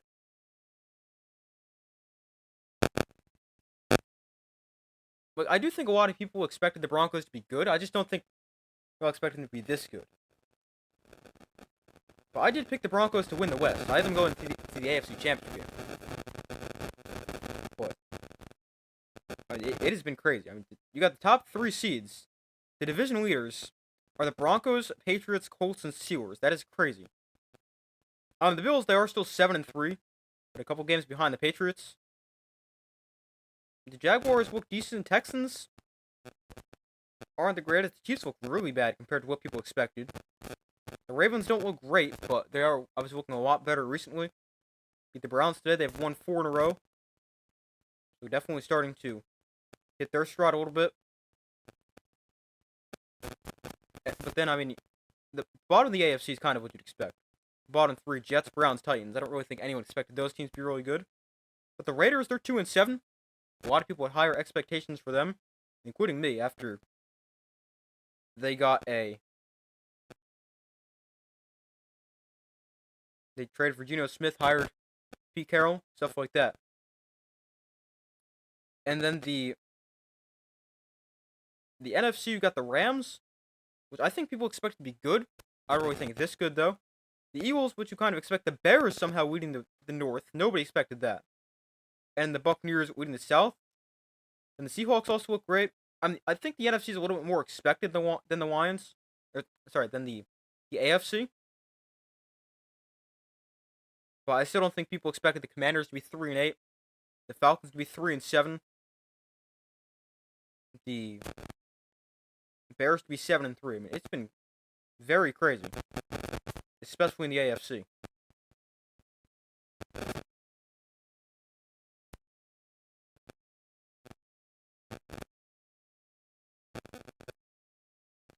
But we'll go over some stats from the first half. We'll start off with player stats for the Lions.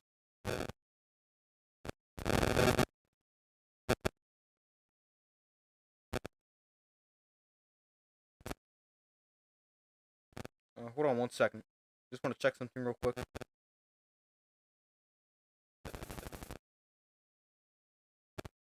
All right, but player stats for the Lions: Jared Goff went 7 of 12 for 119 yards, touchdown, and interception. He also got sacked one time for a loss of 5 yards. Then for the Lions on the ground, it actually wasn't great. 4 carries for 14 yards for David Montgomery, 1 carry, 9 yards for Jameson Williams, and 5 carries, 8 yards for Jahmyr Gibbs. His 5 carries came on one drive where he failed to get 10 yards. And Jared Goff also 1 carry for nothing, or loss of yard on the kneel down. Receiving for the Lions, Jameson Williams 2 catches for 59 yards and a touchdown. That was a 40-yard touchdown. Amon-Ra St. Brown 2 catches for 42 yards. Montgomery 1 for 10. Brock Wright 1 for 4. And Jahmyr Gibbs 1 for 4. Then for the Eagles, Jalen Hurts 9 of 18, 63 yards, averaging 3.5 yards a pass attempt. A very Jalen Hurts-like game. No touchdowns or interceptions through the air. Did run for a touchdown. 14 rushing yards on 4 carries. Saquon Barkley 12 carries, 32 yards. Tank Bigsby 3 carries for 29 yards. And then receiving for the Eagles, they've been able to get A.J. Brown involved. Targeted 8 times, caught 6 of them for 43 yards. Jahan Dotson 1 for 9. Dallas Goedert 1 for 7. Kylan Granson 1 for 4. And Devontae Smith 4 targets but 0 catches. I'm glad we have the Bills after a bye week. Wow, that's another big opportunity for the Broncos.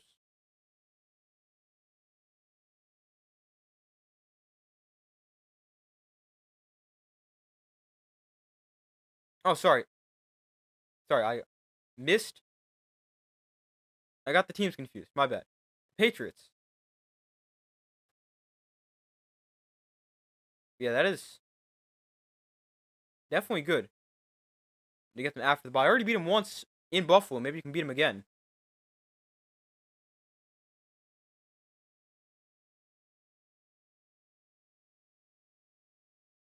Yeah, you guys get the Bengals next week, then the Giants, 2 very winnable games, and then the bye week, and then the Bills, Ravens, Jets, Dolphins. I mean, the Patriots really have the opportunity to go, like, I mean, they can really lose just 1 game the rest of the way, maybe 2. Like, I only see 2 losses left in their schedule. Bengals most likely 1 of Joe Burrow. Giants probably a win. The Bills and Ravens are the only 2 in question, and I'd fully expect them to beat the Jets. Maybe they'll lose to the Dolphins because that might be a meaningless game in Week 18 and they'll rest starters, but Patriots look really good.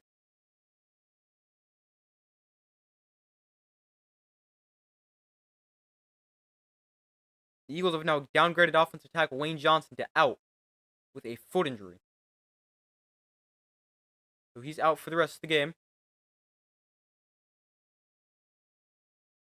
Oh, yeah, I'm looking at these stats, but I just realized we started the second half already.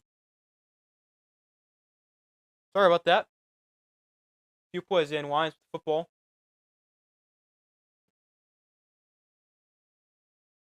So it's a 1st and 10 for the Lions. Let's see what we've missed. So sorry about that, guys. I was completely focused on looking at the standings, and I completely forgot about the second half. Well, they're already inside Eagle territory at the 37-yard line. Goff and shotgun, Gibbs to his right. Goff, hands off, Gibbs again, left side, and about a yard. So let's see. To start the second half, the kick was a touchback, bringing it to the 35. Then Gibbs had a 17-yard catch and run, then an 11-yard catch and run, and then a 1-yard carry.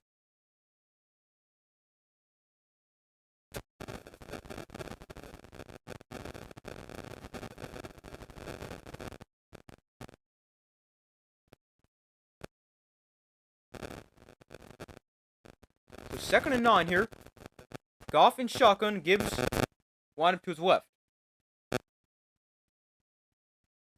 So they motion Brock right across the formation, and Goff can look to throw here on 2nd and 9. He'll find right in the flat, will make the catch, almost break a tackle. He swung it out of bounds after getting a 5.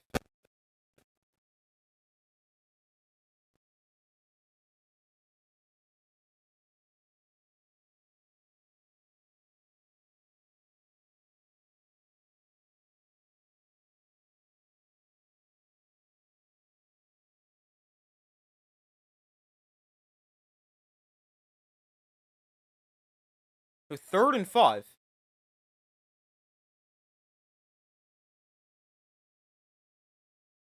From the 32 here, Goff looks to throw. Goff throws deflected. Actually, I thought it got tipped, but apparently didn't hit St. Brown in the hands, but he can't catch it. So it is now 4th and 5. Dan Campbell looks like he's already calling a play. I mean, it makes sense to go for it. Not great conditions to kick the football in, especially long distances with all the wind. Goff got pressured on that throw, so to make an accurate throw to St. Brown, who might be able to make that catch. I mean, it's not an easy catch, diving catch, but could definitely be caught. But 4th and 5, Lions will go for it. From the Eagle 32, play clock at 1. They'll get the snap off. Eagles bring 4. Goff has time. Throws incomplete off the hands of Jameson Williams. And it's incomplete. And Eagle defense forces a turnover on downs.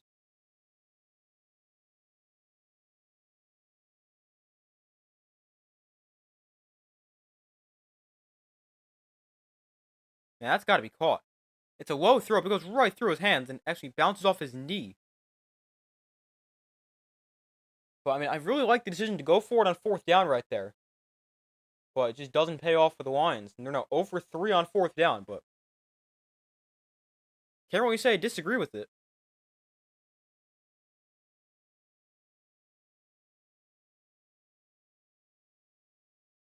I mean, the Lions defense is playing pretty well.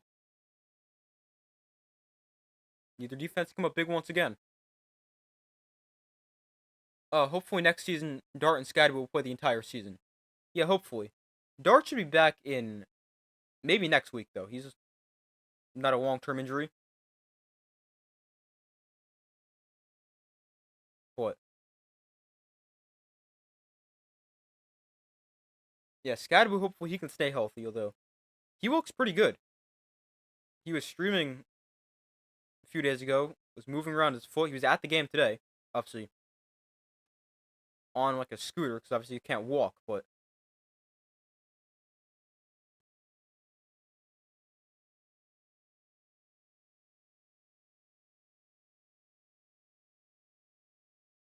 he looks pretty good. Hopefully, yeah, hopefully they can stay healthy. Neighbors too.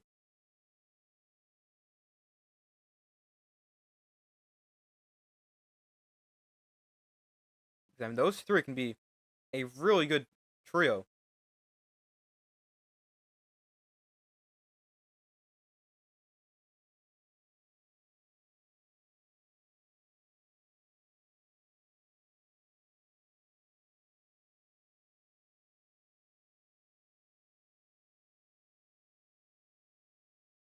Yeah, I really want to see the Giants stay healthy.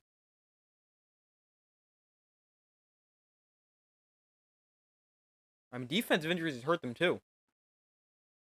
Paulson Debo, their top corner's gone down. Not for the year, but he's gotten hurt, forcing former first-round pick Deonte Banks to play, who's awful. Can't defend the pass, can't defend the run. Really cannot do anything. He is...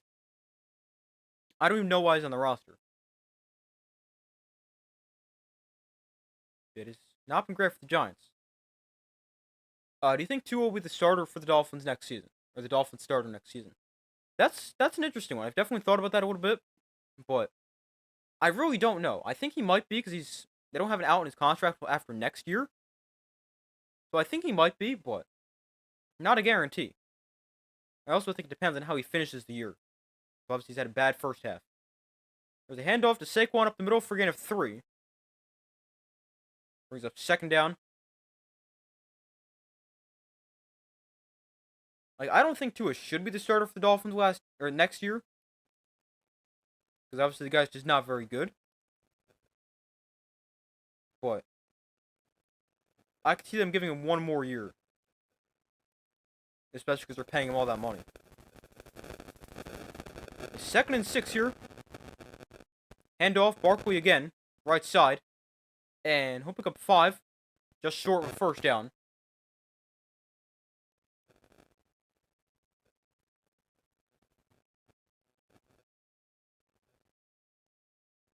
But today, Tua wasn't amazing. 14 of 20, 171 yards, no touchdowns or interceptions. On the year, 2,123 yards, 17 touchdowns, 13 interceptions. I mean, obviously he's not great, but I don't know. False start here against the Eagles on the tush push. They finally call one. But I mean, this one was really obvious.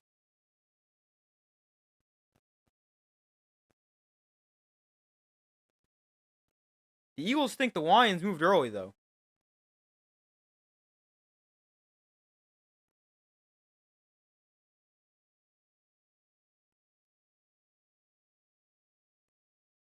Yeah. The right guard says the defender was in the neutral zone, which he really was. I mean, that's actually kind of the right call. What the Eagles are saying is kind of right.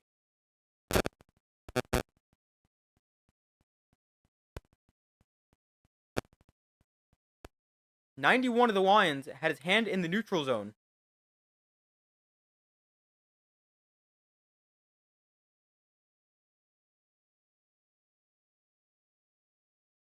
That should have been on the defense. But now it's 3rd and 5, and Hurts gonna look to throw on 3rd down. We'll have time, gonna take a shot down the field, and that pass is broken up, incomplete. Trying to get it to Kylan Granson.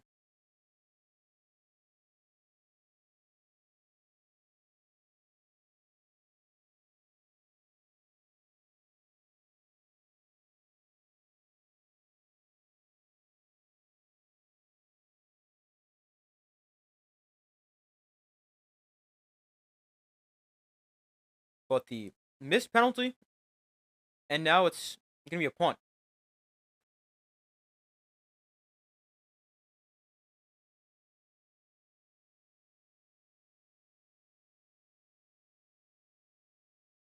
So 4th and 5. Play clock's at zeros.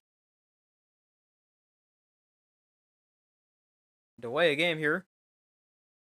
Back, the Eagles up another 5 yards.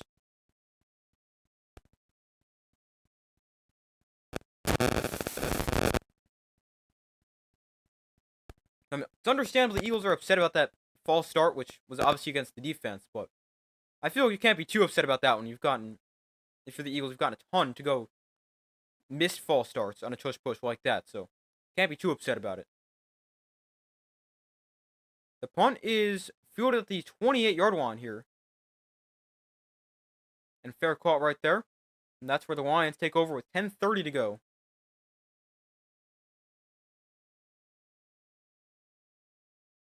In the 3rd quarter. Dolphins may need to start thinking about looking at the team's backup quarterbacks for the offseason. That's definitely true, especially with Tua's inability to stay on the field. Be a backup quarterback's definitely a position the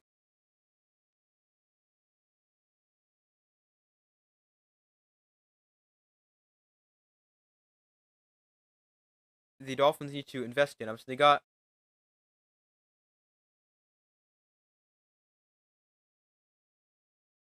Zach Wilson now.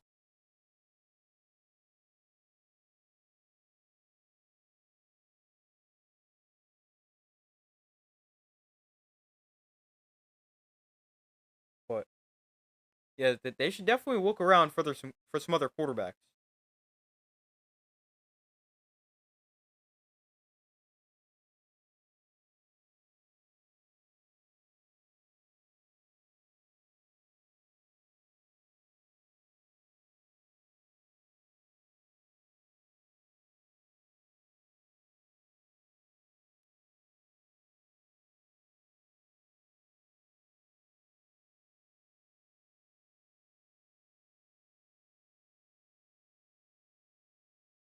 But yeah, I mean, if you're the Dolphins, I mean, I think you could draft a quarterback if you like lose a lot. Now I know they have won a few games in a row, but I think if you like a quarterback with this draft class, whether that's Fernando Mendoza, whether that's Dante Moore, if he decides to clear for the drafts, something like that, Ty Simpson could be one. I think if you like a quarterback, you can always take him early and let him sit for a year behind Tua, and then move on from Tua next offseason too. I think that's an option. But the Dolphins, they have been a little bit better recently. They've won back-to-back games, 3 of their last 4.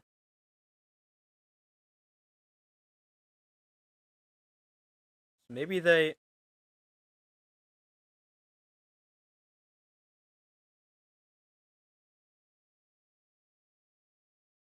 can do that, but right now they'd be picking 11.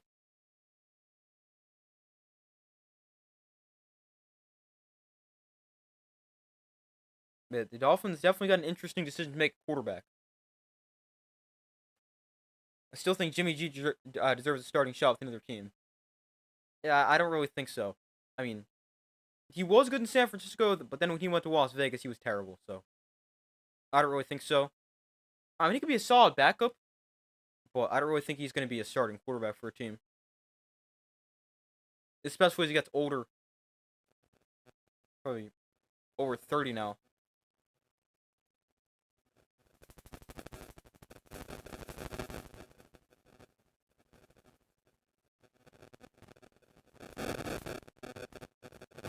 One ball back here on the 28-yard line, and they'll start off the run play to the left side, and they'll gain about 5, maybe 6 yards. David Montgomery with the carry right there.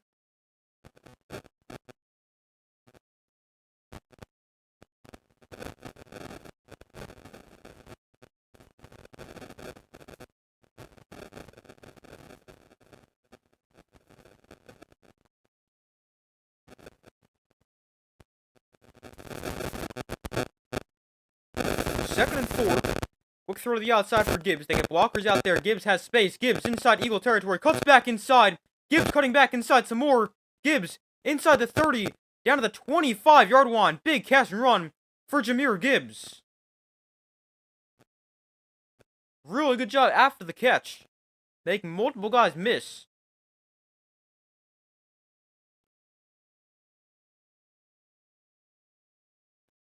But a really nice play right there for Jahmyr Gibbs and Lions offense.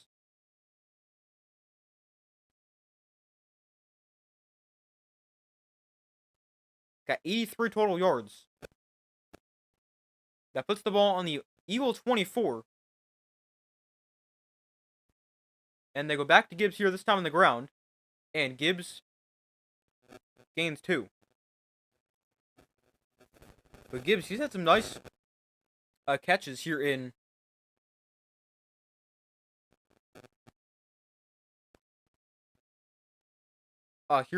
the third quarter.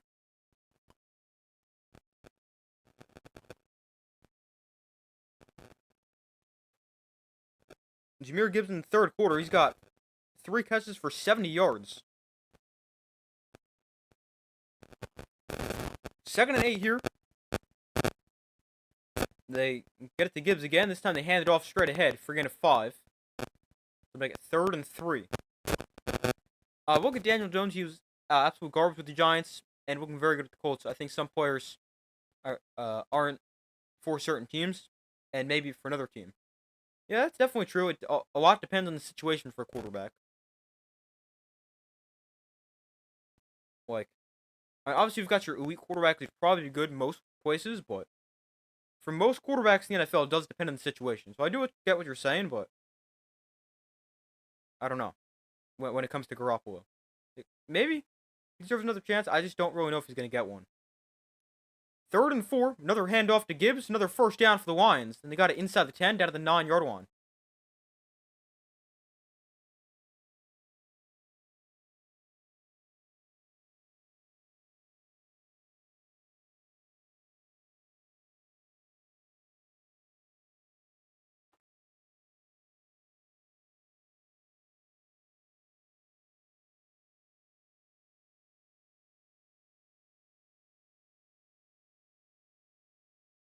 So 1st and goal. Goff throws outside. Caught by Jameson Williams. And he slips at the 5-yard line.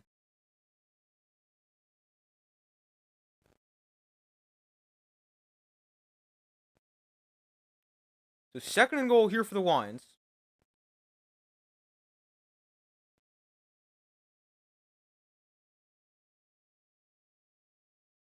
.6:45 to go in the third quarter. Ball spotted on the 6-yard line. Goff and shotgun, Gibbs to his right. Goff. Hands off, Gibbs up the middle. Bounces off defender. Oh man, he was able to keep his balance. Could have potentially scored, but ends up falling down. So it's 3rd and goal. I mean, the Dolphins have 2 great wide receivers, but are stuck with Tua. Yeah, I definitely understand what you're saying. It is a decent situation, but I also don't know if the Dolphins would be looking for a 30-plus-year-old quarterback. I think if they're looking for somebody, it's going to be someone younger.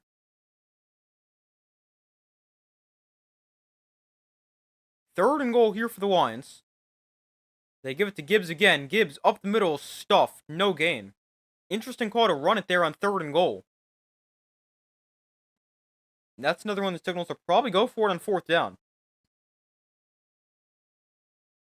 The rumors Tyreek Hill may retire after this season. Yeah, I've heard that, especially after that bad injury. I can definitely see it. Also, I just realized when you said about the Dolphins, I missed what you said. It seems Waddle isn't happy with Tua. There's been some tension between them. I don't think many receivers would be too happy with Tua at their quarterback, especially with how he's been playing this year. Yeah, makes sense. Whether there's rumors Waddle might get traded at the deadline. Goff to throw 4th down, gets pressured, back of the end zone, incomplete, and the Eagle defense with another 4th down stop. The Lions now 0 for 4 on 4th down.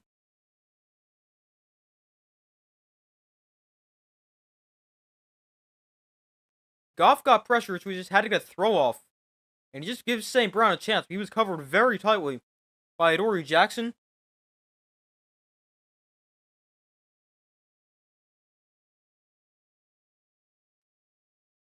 And it's incomplete.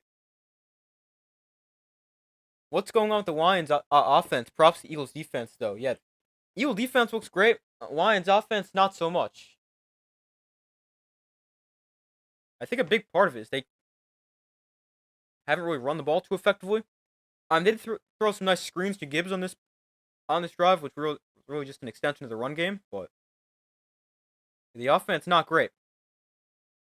Running for just 2.9 yards a carry, but obviously found a way to get Jahmyr Gibbs involved with 4 catches for 74 yards. And I think it'd also be a lot better for the Lions if they can convert a 4th down, or a 3rd down, for that matter. They're 1 of 7 on 3rd down, 0 for 4 on 4th down. But yeah, not a great performance for the Lions. The Buccaneers send a 40-plus-year-old quarterback to a cheap 1-year deal. Never say never. That is true, but it's also a little bit different, because that is, Tom Brady, as opposed to Jimmy Garoppolo. But I do get what you're saying. If any one team is desperate to get rid of their quarterback and is in need, anything can happen. I think Jimmy G would be a fairly cheap hire. Yeah, I would agree that Garoppolo would be pretty cheap.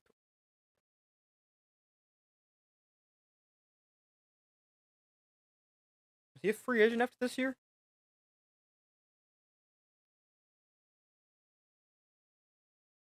I don't remember him signing a huge deal. Yeah, he's a free agent after this year. Garoppolo, that is. I could see him going to the Dolphins. He signed a 1-year, $3 million contract with the Rams.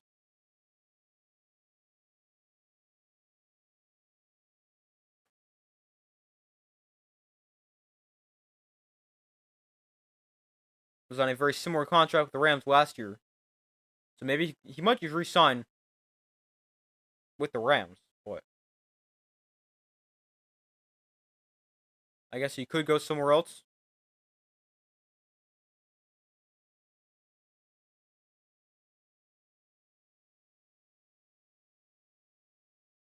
But we're back from commercial here. Eagles with the football on their own 4-yard line. Hurts and shotgun. And look to throw from his own end zone to take a shot down the sideline for Brown. Incomplete. 2nd and 10. I wish the Patriots bring back Jimmy G to the Patriots as a backup, just to let him retire there. I guess that's an option. Backup for Drake May.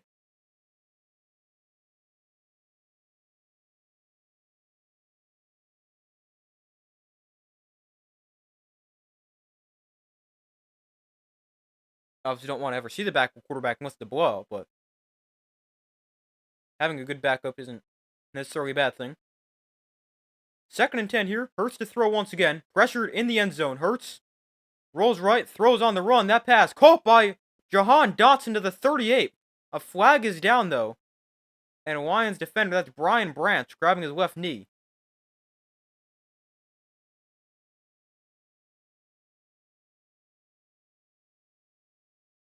A flag is down right there, pretty much where he caught the ball.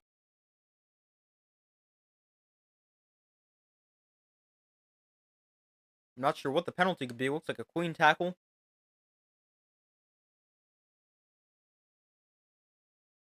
Or maybe the helmet-to-helmet hit. I don't really think so, though. It looks more like shoulder-to-shoulder with some helmet contact. Wow, they are going to call it right there. A helmet-to-helmet hit against Brian Branch. I thought that was more shoulder-to-shoulder. And the helmets just happened to make contact.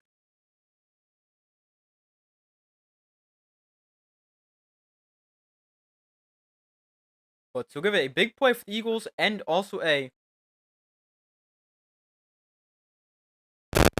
15 more.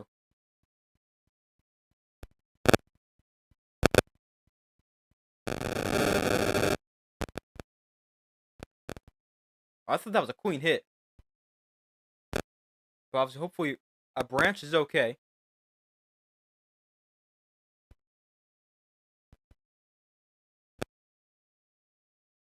I think he wants to go back in, but they make him come out for a play, so he seems fine. That's good, because that's not something you want. Obviously, you never want to see anybody get hurt, especially somebody like Brian Branch. He's been like one of the guys in the back end, been able to stay healthy for the Lions when the entire rest of the secondary has been very banged up with the past couple years. Here's a toss to Barkley to the right side, and Barkley is going to able to get the edge for a little bit, and going to gain about 8.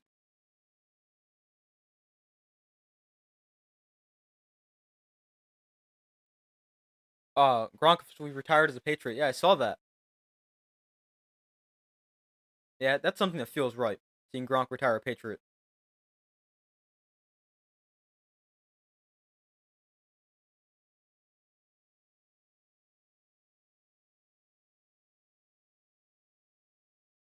So 2nd and 4 here. Hurts under center. Play action here for the Eagles. Hurts pressured. Hurts nowhere to go, and he's dropped for a big loss. Back inside Eagle territory, Hurts gets taken down. Aiden Hutchinson in on the sack. And a big sack for the Lion defense.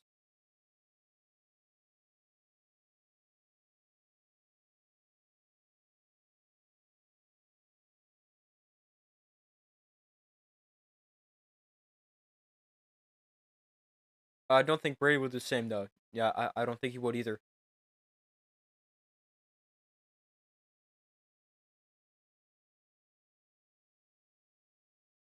So 3rd and 15 after the sack. Hurts looks to throw. Steps up. Lets one go deep down the field. And that pass overthrown. Incomplete, looking for A.J. Brown. So it's 4th and 15.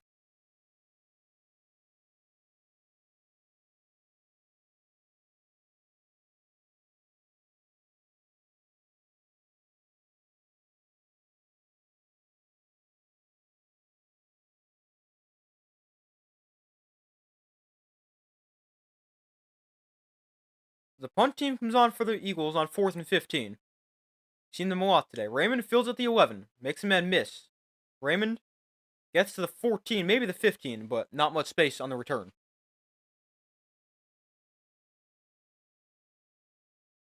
But the Lions defense continuing to play well. They just need the offense to score some points.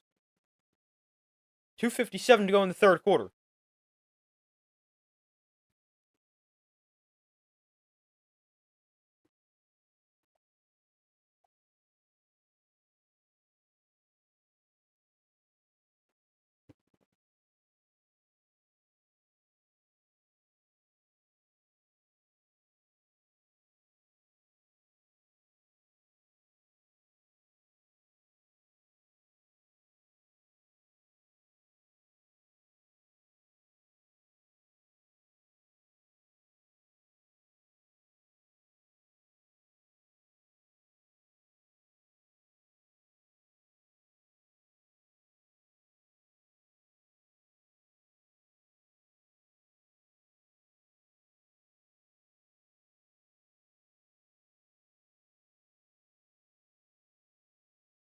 But we wait for them to come back from commercial.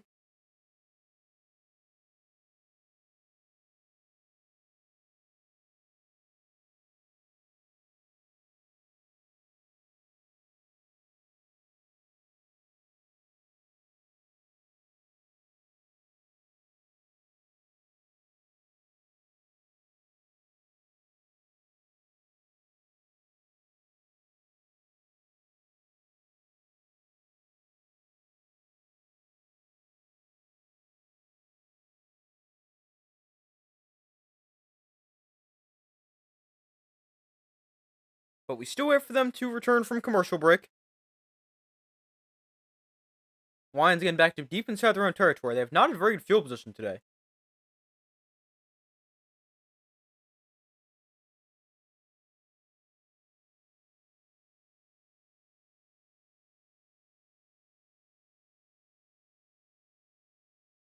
But let's see what they can do on this drive. 1st and 10.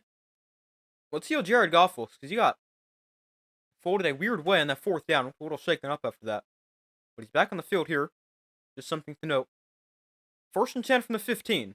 Goff pressured quickly. Throws downfield incomplete. Wide throw of St. Brown. And the Eagles defense looks really good. Past couple weeks. Last week, this week. They're playing really well.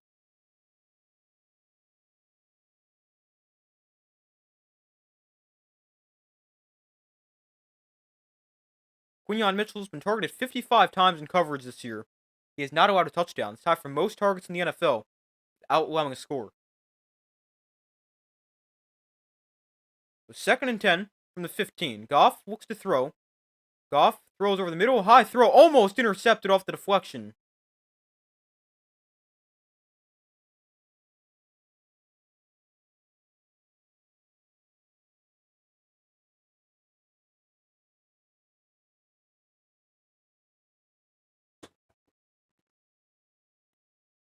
Goff got hit again there. He's definitely taking some hits today.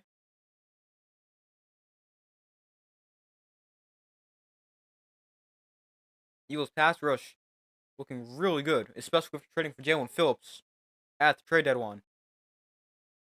3rd and 10. Screen for Gibbs, and Gibbs gets a block. Gibbs has a 1st down. Jahmyr Gibbs cutting back inside, crosses the 40. He's still on his feet, bouncing off defenders, and Gibbs all the way up to the 48-yard line. Maybe the Lions' entire offense just be a screen pass to Jahmyr Gibbs. The only thing that seems to consistently work. But what a run for Jahmyr Gibbs.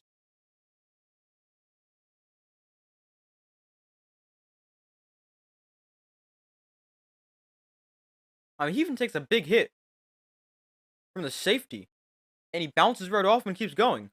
He's up to 107 receiving yards on 5 catches.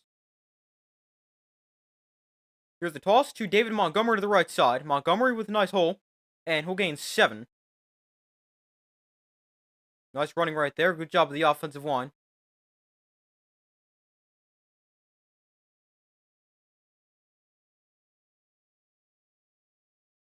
He's up 2nd and about 3.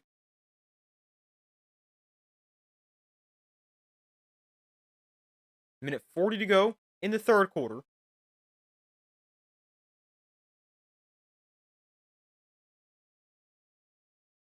So 2nd and 3 from the 45. Goff, play action, throws incomplete. Pressured very quickly right there once again.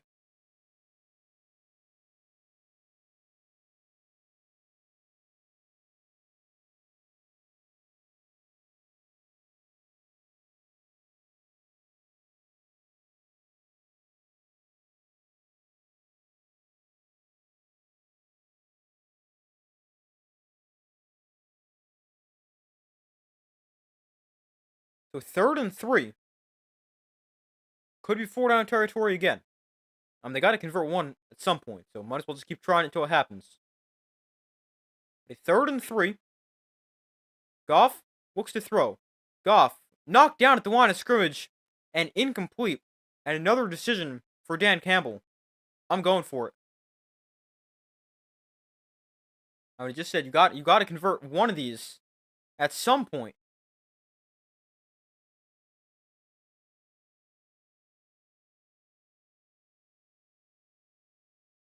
Jalen Carter knocks that pass down.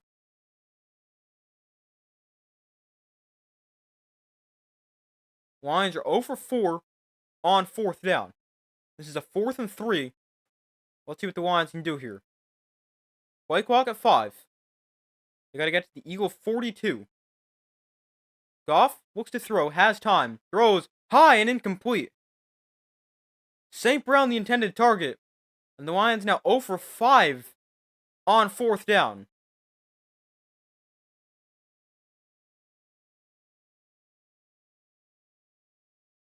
This throw was not close.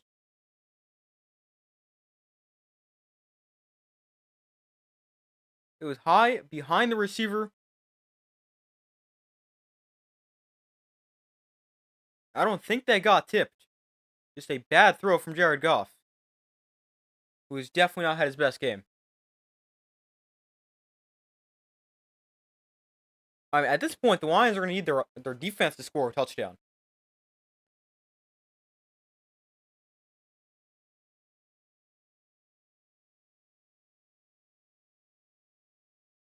So the Eagles with football on their own 45. Hurts, hands off, Barkley, dancing around, and he'll just settle for no gain.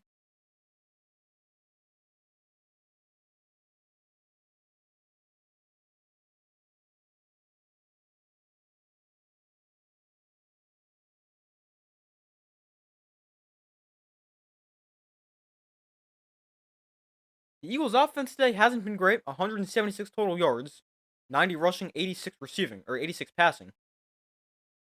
And the Lions' defense has played really well, but the Lions' offense just can't get anything going against the Eagle defense.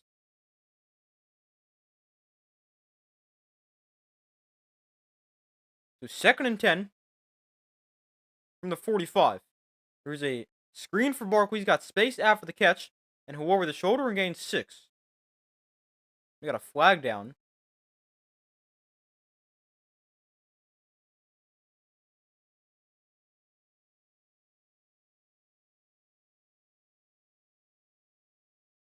We also got an Eagle player down on the field. So we got a personal foul here against the Eagles.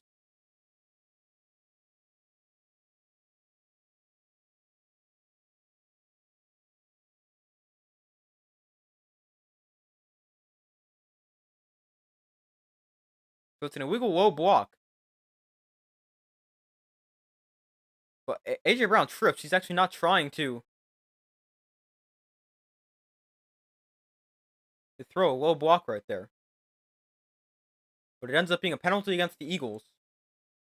And it backs him up. Looked like Brown got hurt on that play, but he's still on the field here. Doesn't come out of the game. Eagles don't have to run a play right here before the quarter ends. 5 seconds. It's 2nd and 18. And they'll just let this go to the 4th quarter.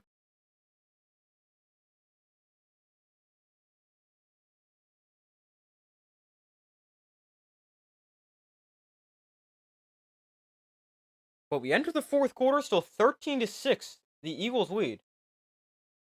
A very low-scoring defensive game. I mean, there's been a few more points scored this week than we saw from the Eagles last week against the Packers on Monday night.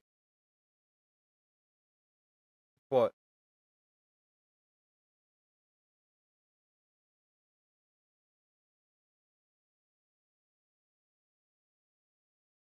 the Eagles' offense still doesn't look great, and it's a very similar type game.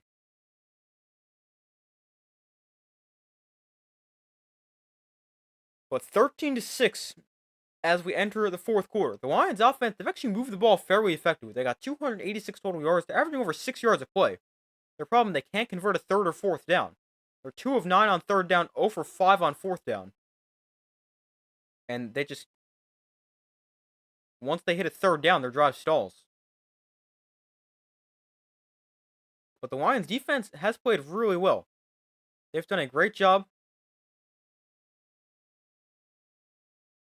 Well, just 13 points. They've Eagles haven't really done much through the air or on the ground.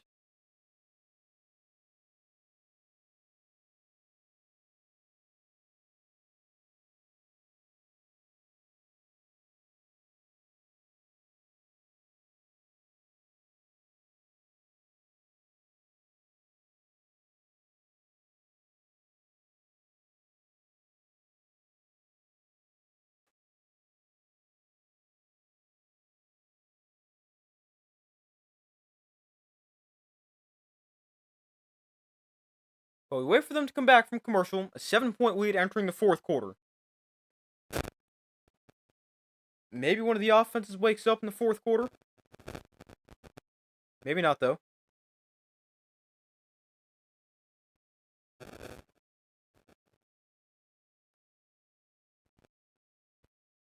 But 13-6 as we enter the final quarter of play. So very much anyone's game.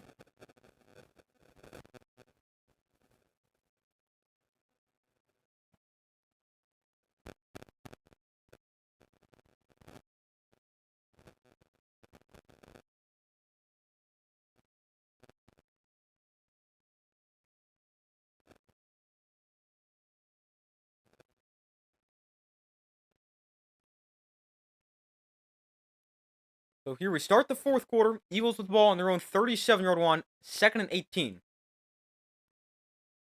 Hurts in shotgun back to his left. Hurts gonna look to throw. Hurts pressured. Hurts gonna step up and try to run here. And he's hit out of bounds. And oh man, he's hurt after that. He took a low hit. A little shaken up, but he looks okay. Jack Campbell put the hit on him.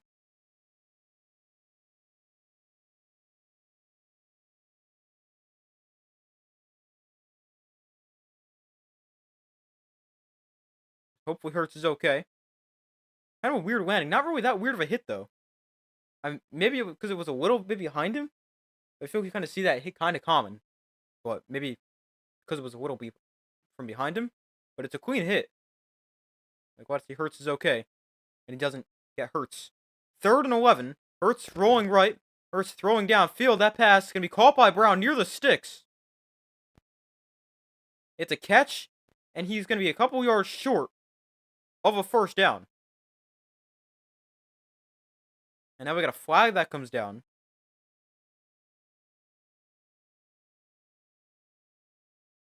Oh, wow.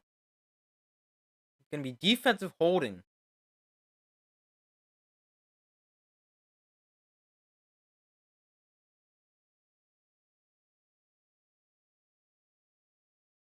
That is not a good penalty right there for the Lions. Amik Robertson, number 21, called for the penalty.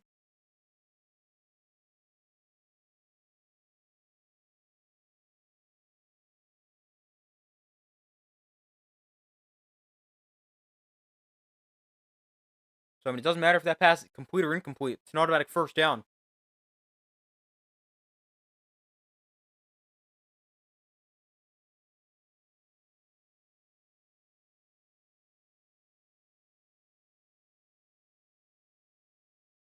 So, 1st and 10 from the 49-yard line after the penalty.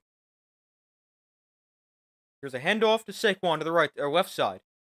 Flag flies, probably a hold, but Saquon gains 13 in the first down if it stands.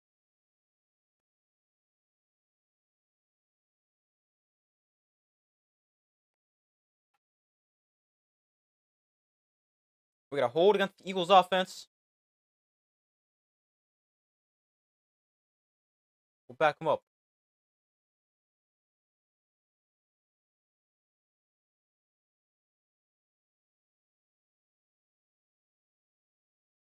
Yeah, it's against Jordan Mailata. Number 68, left tackle right there. Definitely a hold.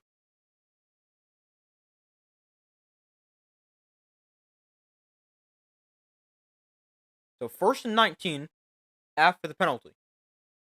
Hurts and shotgun back to his right.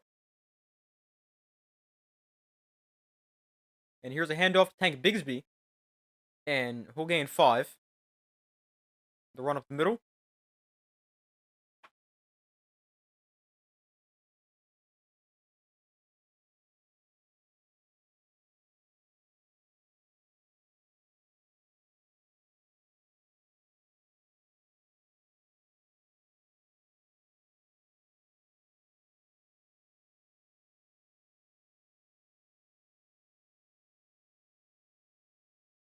So it's 2nd and 14 after a 5-yard run on first down. Hurts and shotgun back to his right. Hurts throwing outside, that is going to be caught by Devontae Smith, and he's hit hard and driven out of bounds. Gain about 7.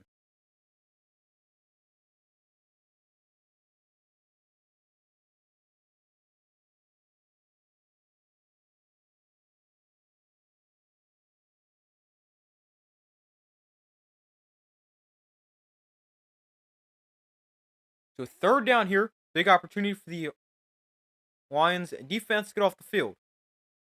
But it's a 3rd and 6. Could be 4-down territory for the Eagles. From the Lions 47. Empty backfield for Hurts. Could be quarterback run. And it is. It's quarterback draw for Hurts. He's got a first down. And Hurts is going to get taken down by Anzalone at the 37-yard line. But it's a first down for the Eagles on a quarterback draw from Jalen Hurts. I don't know how you didn't see that one coming for the Lions, especially once you saw they emptied the backfield.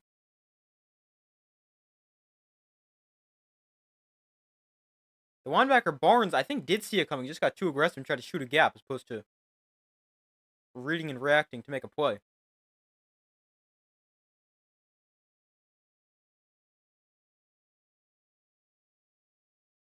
So 1st and 10 from the 37. Empty backfield again for Hurts. This time he'll look to throw. Hurts rolls right, throws one deep down the field, and that pass incomplete. Barkley had a step on Jack Campbell. It brings up 2nd down. And Hurts, he's missed some throws downfield, just like usual. He missed a lot of throws for potential big plays.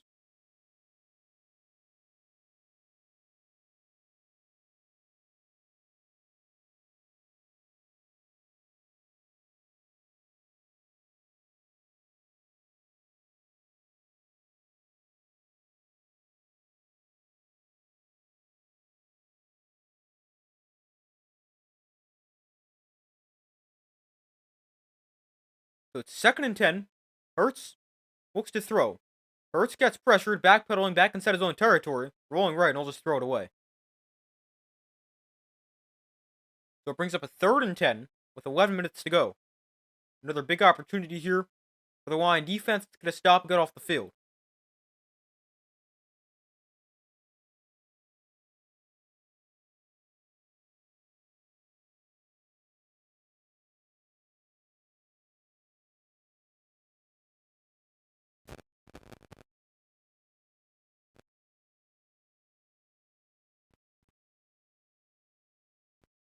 So it's 3rd and 10 from the 37. Hurts and shotgun with the back to his right. Lions bring a blitz. Hurts. Quick throw. Caught by A.J. Brown. He's short of the sticks by about 4 yards. So the decision here for the Eagles. Let's see how aggressive they want to get. And it looks like the offense can come off the field. And they're going to send on Jake Elliott and the field goal team. But field goal is no guarantee with the wind. But it would put the Eagles up by multiple scores. Put them up by 10. Elliott's made 2 field goals, but they've been closer. 27 and 34. This is a long field goal. It's going to be a 49-yarder, no guarantee. Wind blowing from left to right. If you're Jake Elliott kicking the ball. And the kick is right down the middle. What a kick for Jake Elliott. So he puts the Eagles up 16-6 as he drills a 49-yarder through the wind. That's a big field goal. Puts him up by 2 scores. Man, that was a big kick right there. Lots of wind doesn't matter. Elliott puts it through from 49 yards away. And the Eagles are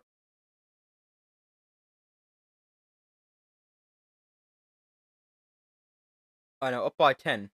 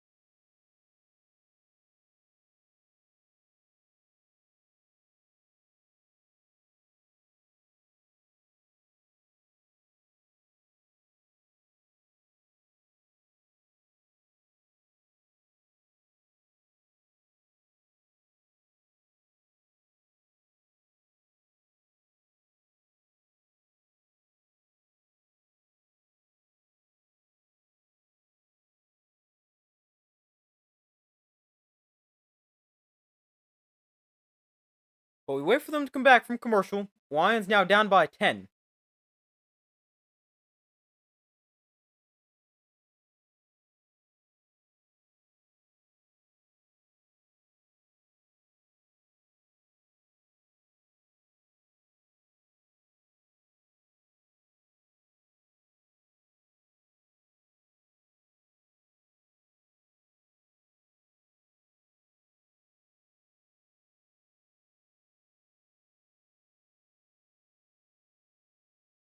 We are still waiting for them to come back from commercial. Lions got to get some points in this drive. We're in the fourth quarter. You're eventually going to run out of time to come back in this game if you're going to keep scoring 6 points. Got to be better.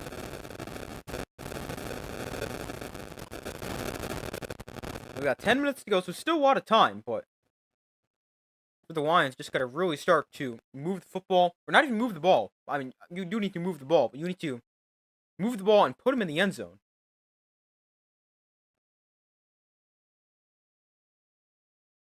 The kick here going to be returned from the 3.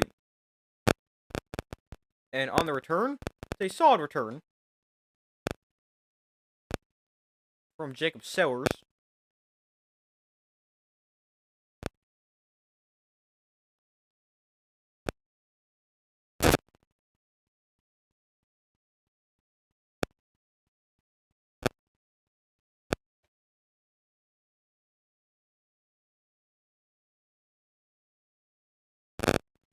Lions on their third quarter possessions, they turn it over on downs all 3 times. Move the ball in all of them. Their shortest drive is 33 yards, but got to find a way to finish them. At 1st and 10, they start at their own 28. Goff comes under center. Gibbs is the back. Play clock at 3. We'll get the snap off, handoff. Gibbs left side. Gibbs going to turn the corner. You have 10, maybe 11 yards and a first down.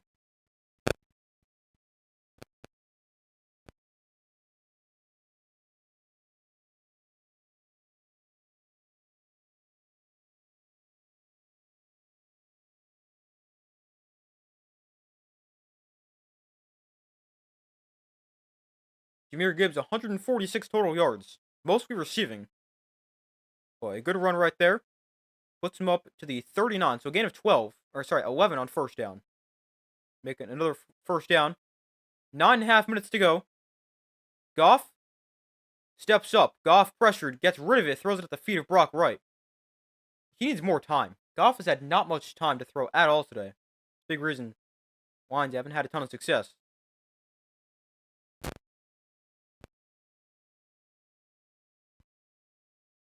Jalen Phillips again with pressure.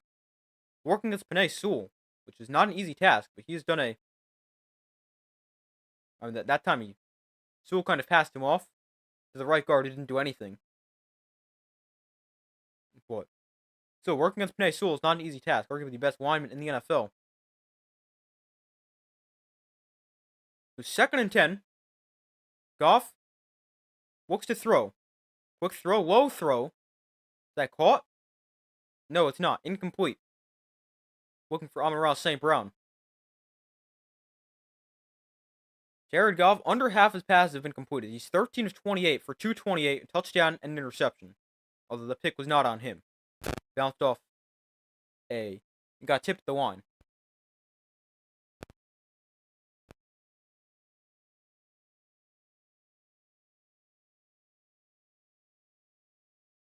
So 3rd and long once again for the Lions. Goff steps in with throw, right side, incomplete, knocked away from St. Brown.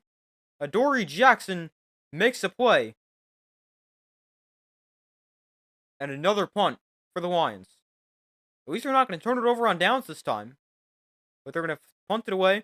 Another empty offensive possession, what I should say.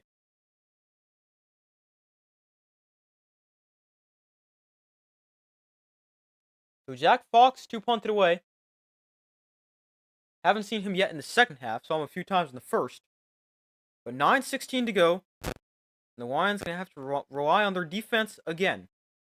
The defense has done a really good job. The offense has just done nothing.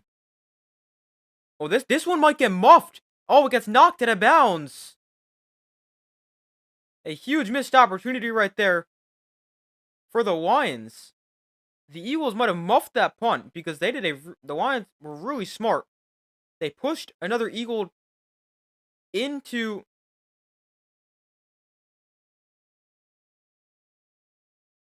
the returner, and then the returner thought somebody touched the ball, so he tries to make a play.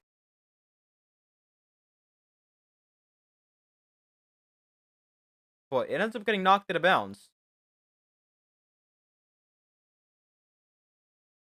It looked like the Eagles would have been okay if they never touched it, but then they did. Then it went out of bounds. So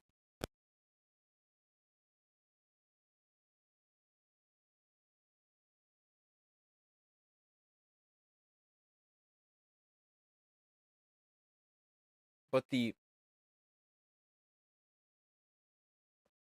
um Lions special teams, a little bit of missed opportunity right there.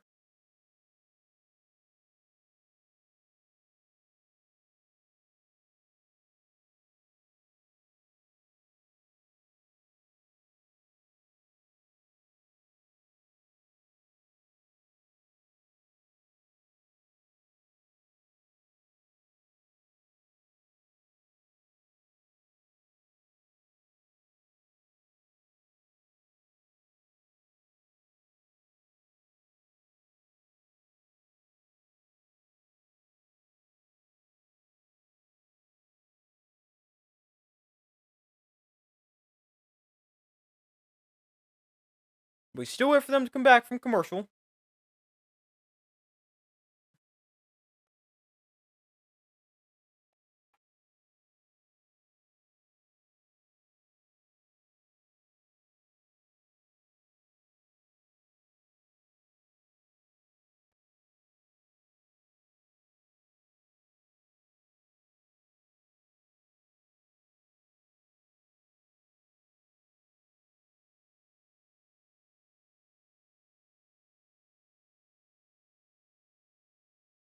Yeah, we still wait for them to come back from commercial. Eagles up by 10. Lions need their defense to make another stop. But, I mean, the Lions, the problem in the past years has been their defense hasn't gotten stops. Now the defense is actually getting stops in this big game, and the Lions can't do anything with it offensively.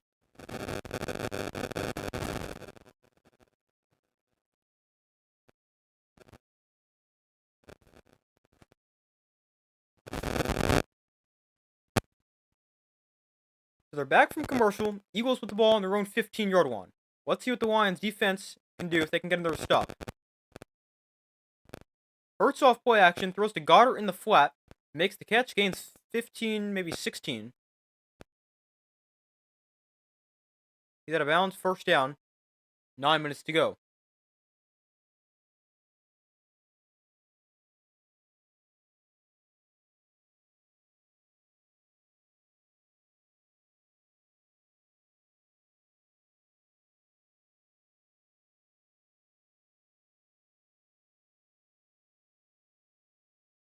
So 1st and 10 from the 32. Hurts and shotgun, Barkley to his right. We'll hand it off, Barkley, and break a tackle, and gain 7.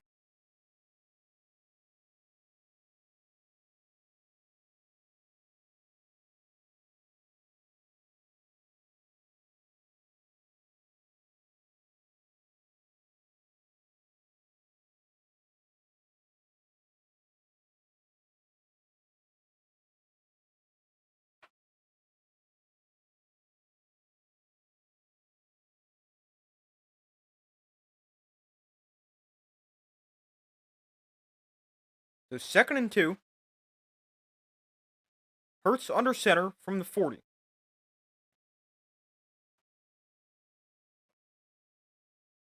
They go back to the ground, Barkley to the right side, trying to turn the corner. He's forced back inside, and he's stopped after maybe a gain of a yard.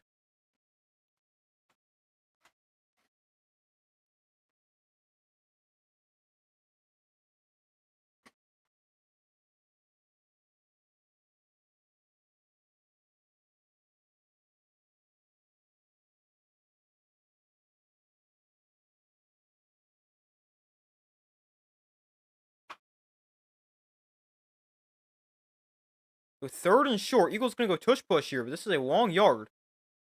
And Hurts, oh, I don't think he got that. I think Hurts comes up short. Now, they're just going to do the same thing on 4th down, but they did not get the first down right there.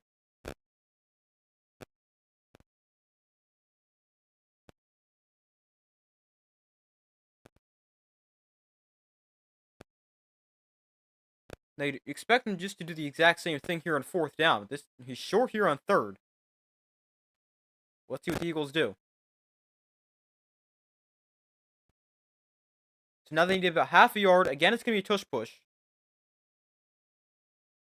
Oh, that's a false start. The Eagles' false start. That's going to back them up 5.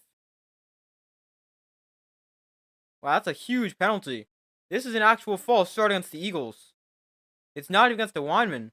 It's one of those guys who's wind up next to Hurts. But that's a big penalty right there. Backs them up 5 and they're forced to punt. So the Lions offense going to get the football back. They got 6:25 to go. Needing 2 scores, down 10.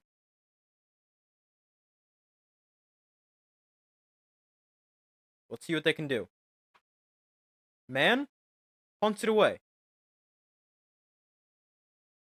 The kick going to bounce to 24 to the 15, maybe the 14.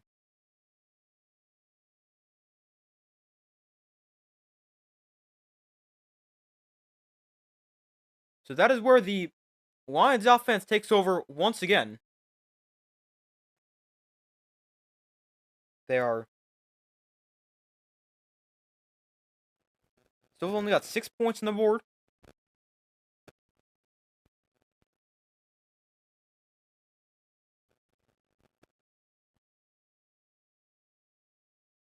So it's 16-6.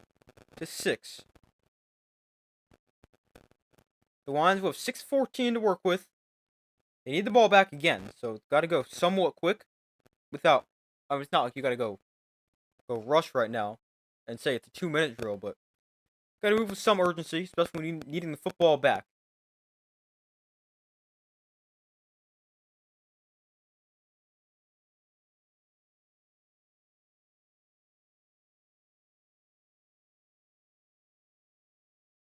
Well, let's see what the Lions offense can do. I also think you're pretty much in you have to go for it situation.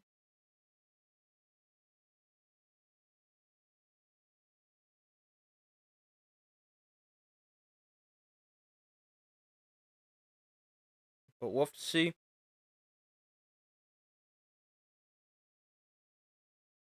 What the Lions can do offensively.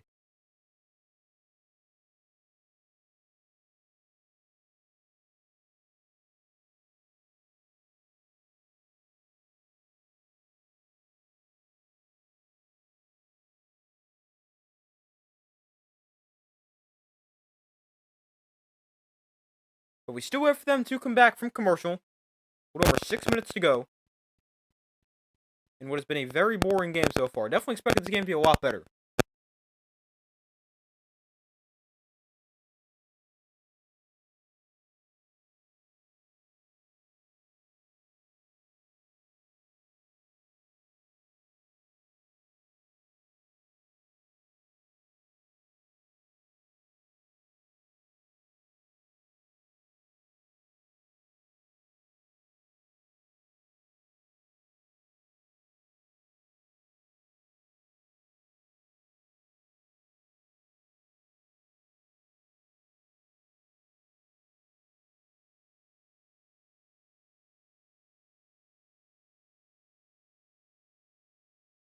Alright, so they're back from commercial.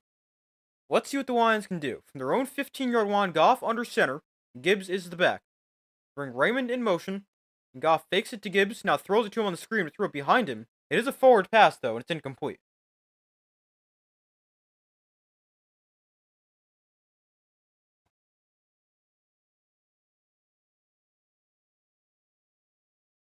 Jared Goff is now 13 for 30 for 228 yards, a touchdown, and an interception.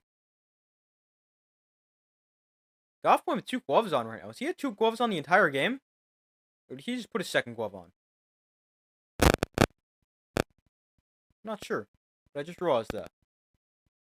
Don't usually see quarterbacks wear a glove in their throwing hand. I know Kenny Pickett does, but he's the only one I can think of. So Goff looks to throw. Goff steps up. Goff pressured. Knocked down at the line again. Jordan Davis knocks it down.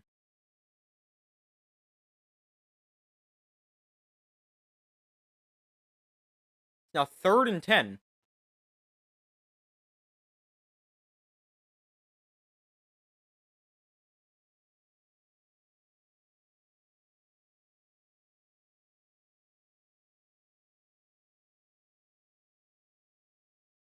So 3rd and 10 from the 15. 6:04 to go. Goff looks to throw. Has time. Goff steps into a throw over the middle. Caught wide open receiver. Jameson Williams to the 40-yard line, spinning around, tripping over his own teammate, and getting to the 42. But there's a play for the Lions. They had that one big play to Jameson Williams, which is how they scored the touchdown, obviously, but outside of that, the offense has not done much, especially through the air. Outside the screens to Jahmyr Gibbs, but that's a nice throw and catch. J-Mo wide open over the middle of the field.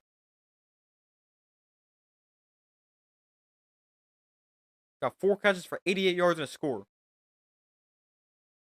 So 1st and 10, now up to the 42-yard line.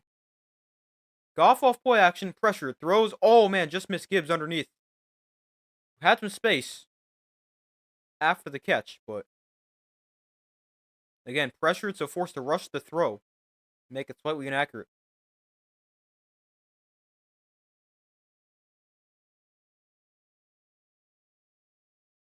So 2nd and 10 from your own 42. 5:20 to go. Jared Goff with the best completion percentage in the NFL, 74%, entering this week. Tonight he's just 14 for 33. Goff, another one knocked down at the line of scrimmage. This time it's Jalen Carter who knocks it down. And it's 3rd and 10. Man, Lions really can't get anything going.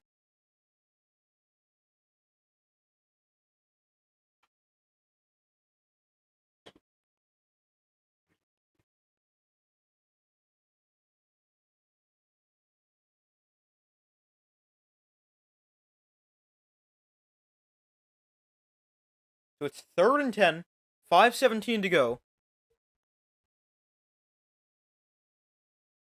Goff looks to throw, pressured. Goff steps into a throw, takes a shot down the sideline. Incomplete. Looking for Gibbs. Overthrew him, and it's 4th and 10. Goff pressured again. Now he's 14 of 35. Gotta go for it.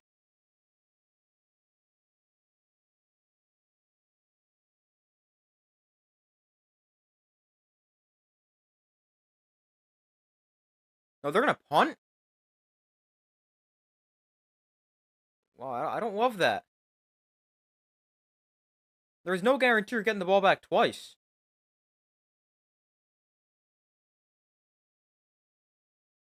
With fair caught at the 20-yard line, I do not like that decision. Obviously, your chances of getting it on 4th and 10 aren't great, but I think you gotta go for it. Because there is no guarantee you're gonna get the football back twice now. There was already no guarantee you're getting it back again, but now you need it back twice in 5 minutes? Really not sure on that.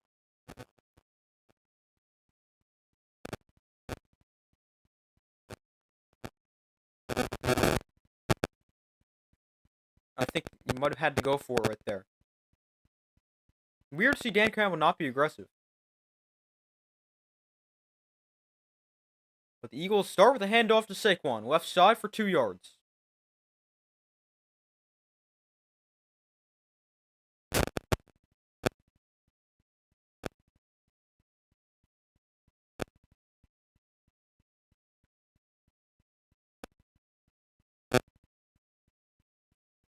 Just realized never changed the ball marker. I forgot to do that a lot today. But now I changed it.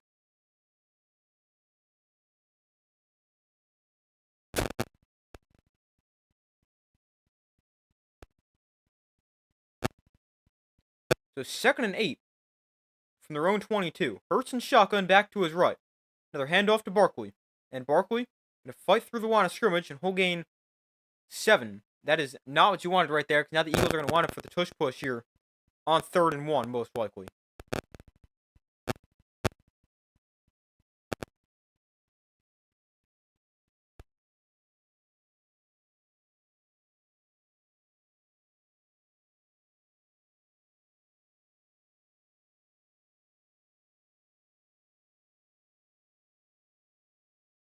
So 3rd and 1. It will be a tush push for the Eagles. And Hurts. Oh, again, I don't think he got that. Jalen Hurts on the tush push. I think he's short.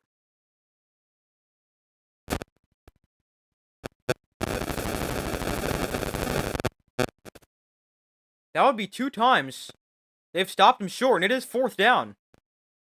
It's 4th and like 3 inches, but they got the stop.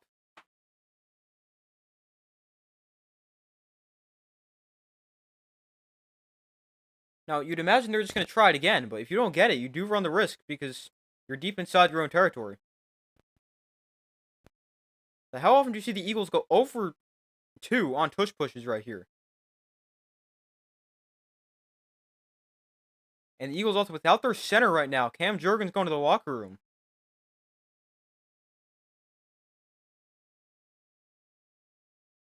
So the Eagles call a timeout. There's exactly 3 minutes left in this game.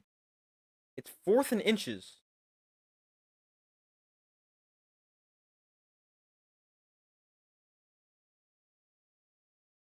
Let's see the decision for the Eagles. The rest of the season schedule for the Eagles, they got the Cowboys next week. Then they play the Bears, Chargers, Raiders. Then they're at the Commanders, at the Bills. And then home against the Commanders in Week 18. 3 games against teams with winning records. Bears, Chargers, Bills. The other games, each team has 3 wins or fewer. They're going to go tush push again. And Hurts, he didn't get that. Hurts gets stuffed again. The Lions defense gets a stop on 4th down. They stopped the tush push 2 plays in a row. Wow, how often do you see that happen? What a stop for this Lions defense.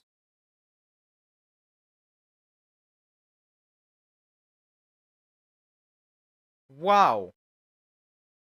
Jack Campbell's the one who really goes over the top and just stuffs him right there. But there's also just nowhere to go underneath as well.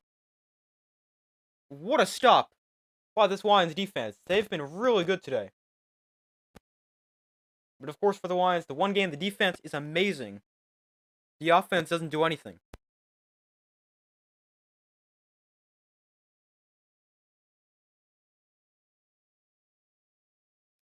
So let's see what the offense can do for the Lions. They still got all 3 timeouts. You can get the ball back. You don't need an onside kick yet. But you're inside the 30. You're starting at the 29-yard line. You're going to want to get a touchdown right here. You're not going to want to settle for 3. Although, you will need a touchdown and a field goal at some point. They fake the toss right. Goff then gets pressured again. Shocker. And throw downfield incomplete for Jameson Williams. What you really want to do here if you're the Lions is score before the 2-minute warning.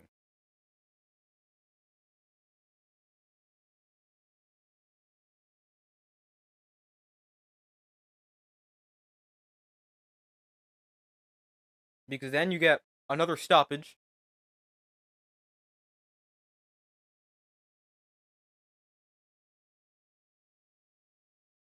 But Goff just has not had any time to throw today. 2nd and 10 from the 29. 4-man rush. Goff again gets pressured. Goff gets sacked. Ball comes out. They're going to rule him down first.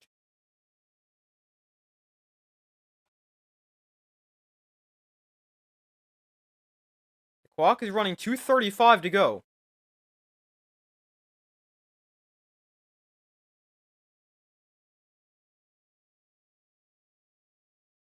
I mean, David Montgomery does his best to put up a blitzing linebacker, but that's a tough matchup for pretty much any running back. The 2nd sack of the day for the Eagles defense, though. Goff has been pressured consistently. One more play before the 2-minute warning, most likely. 3rd and 17. Goff looks to throw, steps in one, throws, almost intercepted. Another high throw looking for St. Brown. It's 4th and 17, and there will be one more play before the 2-minute warning.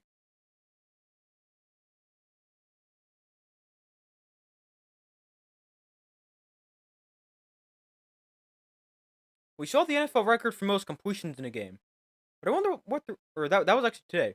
But I wonder what the record for most incompletions in a game is.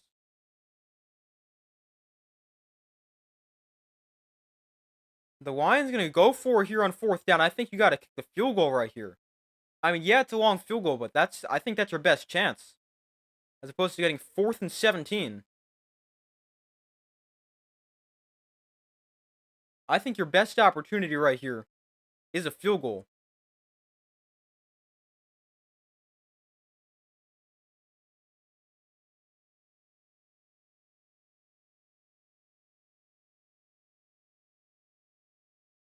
Yeah, the glove with Goff, I'm not sure if he usually wears that or if that's affecting him because he has not been very good. And I don't know if he usually wears a glove.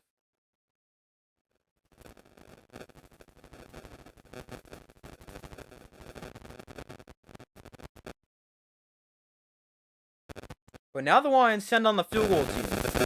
So Jake Bates to give them a chance. Make it a one-score game, put them down by 7.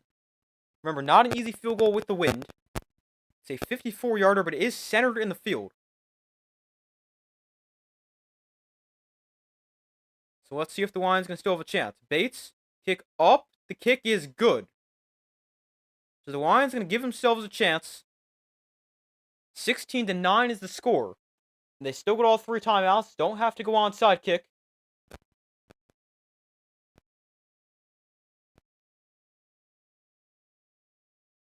A great kick there for Jake Bates. And let's see. The Lions defense can get another stop. They've been great today.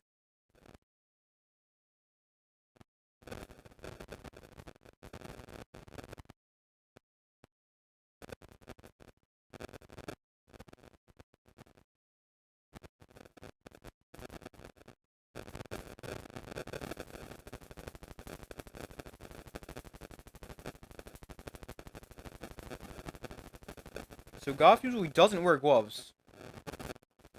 But he will for certain situations.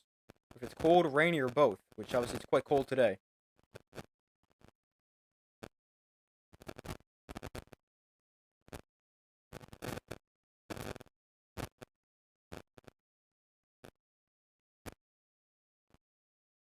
I wonder if there's if somebody's made the stats. Comparing when he wears gloves to where he doesn't.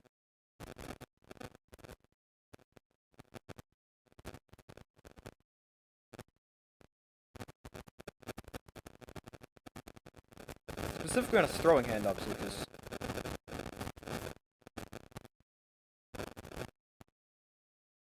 he's not going to make a difference on his non-throwing hand.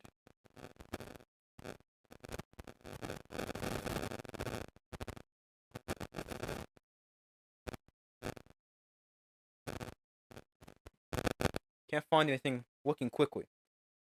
So the Lions going to kick this deep here. That makes sense. We're also after the 2-minute warning.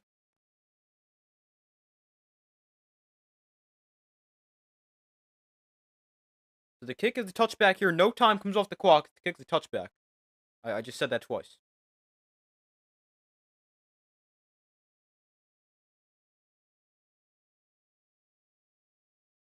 Looks like it's now started to rain there as well. Yeah, it has. But 1:58 to go. Lions need 3 stops. They've got 3 timeouts.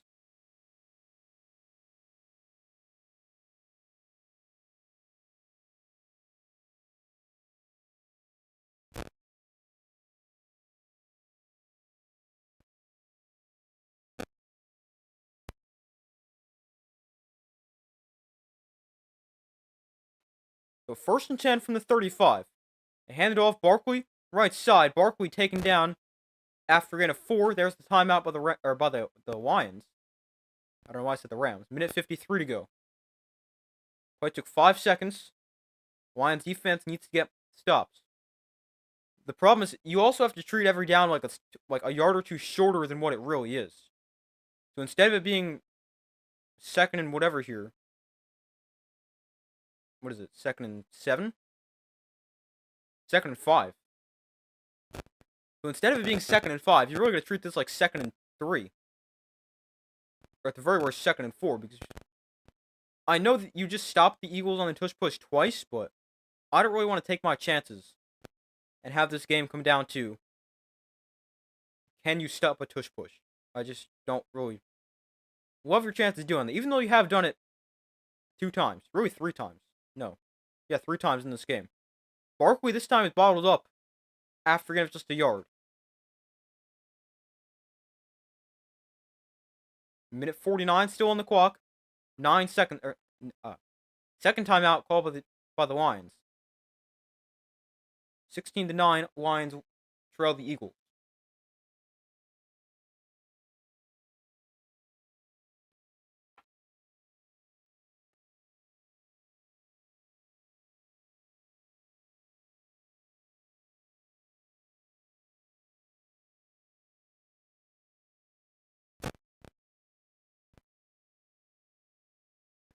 So 3rd and 3. Let's see if the Lions defense can get one more stop. The good news, you don't have to worry about a tush push here on 3rd down, because it's full 3 yards. I don't think the Eagles throw the ball either, but you got to be aware of a Jalen Hurts run. And we got a false start here. Wow, they're going to back him up. False start against the Eagles backs him up 5.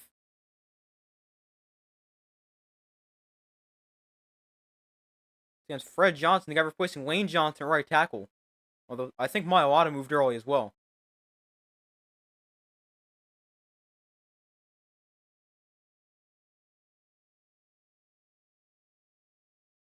Oh, he flinched a little early, too. Even earlier. But that makes it 3rd and 8. Now, I wonder if you do throw the ball for the Eagles. Probably not, because they're... I don't want to force the Lions to use a 3rd and final timeout, but if you do throw, it's got to be something safe. They will throw. Hurts looks to throw. Throws the outside. Incomplete. Oh, wow. That is not what you wanted to do. Wait a minute. There's a flag down here. It's defensive pass interference. Wow, that pretty much loses the game for the Lions. Let's see here. Ya-Sin is matched up against A.J. Brown.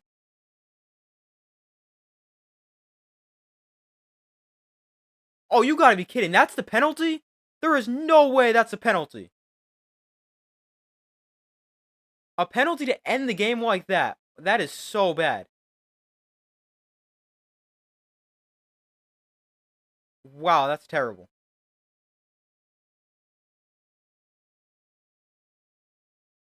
Handoff for no gain. Wow, that's bad.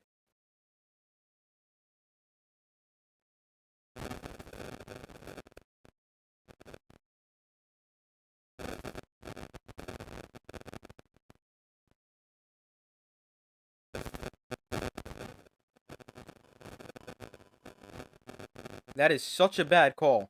And it probably cost the Lions the game.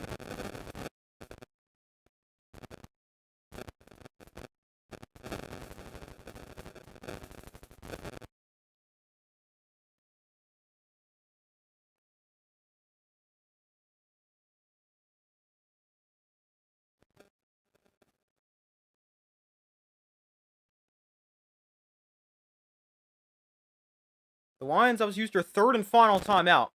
Now Barkley gets it ahead here. And again, not much. Just about a yard.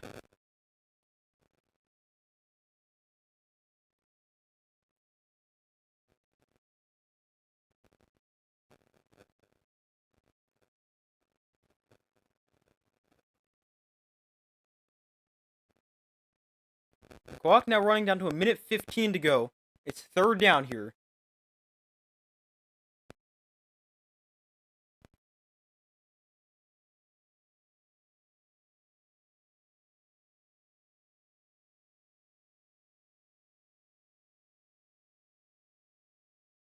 So let's see. The Eagles going to run a play here, or are they going to call a timeout? No, they're going to use their third and final timeout right here with 57 seconds left.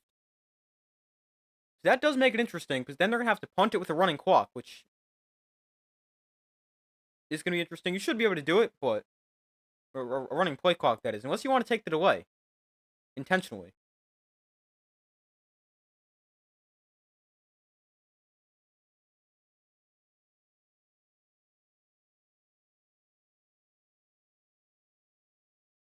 But that's going to be interesting to see what the Eagles do.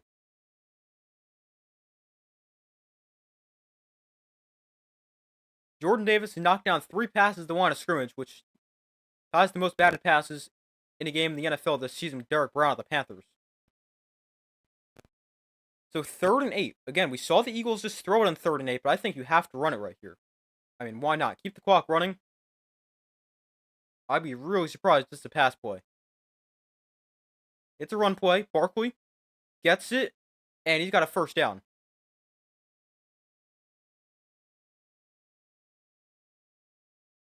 Barkley gets a first down, ends the game.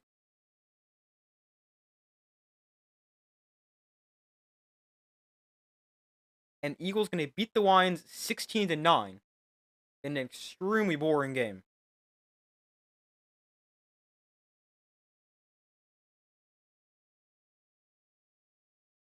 Good stream. Have a great night. Thank you. You have a great night as well. Thank you for watching.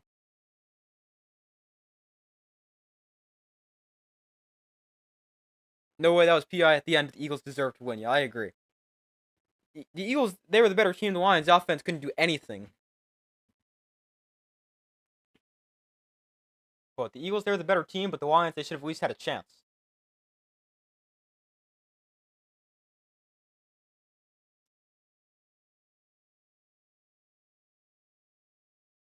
Boring game. You fell asleep for a bit. Well, I don't blame you, because that game was terrible.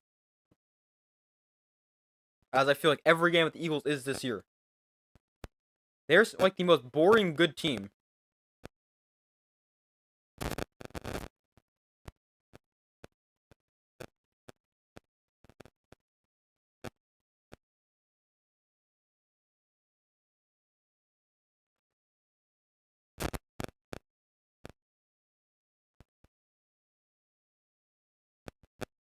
So higher scoring. Yeah, I thought it'd be a higher scoring game too, but I guess next time I pick a game involving the Eagles, I should make the final score be like 15-9, all field goals. But yeah, Eagles won 16-9. They were the better team, but I would like to see the Lions at least get an opportunity at the end, not get the game taken from them by the refs. But a win for the Eagles. They're now, what are they, 9-2?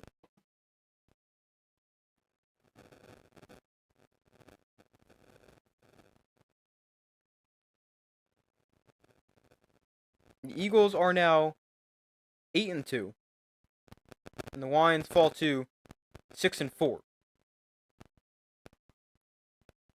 We all like your hoodie. Thank you.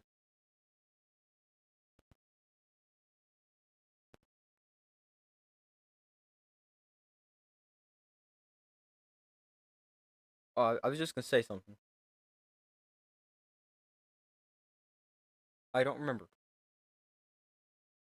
But final score 16-9. That's gonna do it for this stream, everybody. Thank you guys for watching. Hope you guys enjoyed it. Be sure to like this stream, subscribe, turn notifications. I do my best to post as often as possible. I hope you guys have a great rest of your day or night. I hope you guys enjoyed the stream, and I'll see you guys in the next one.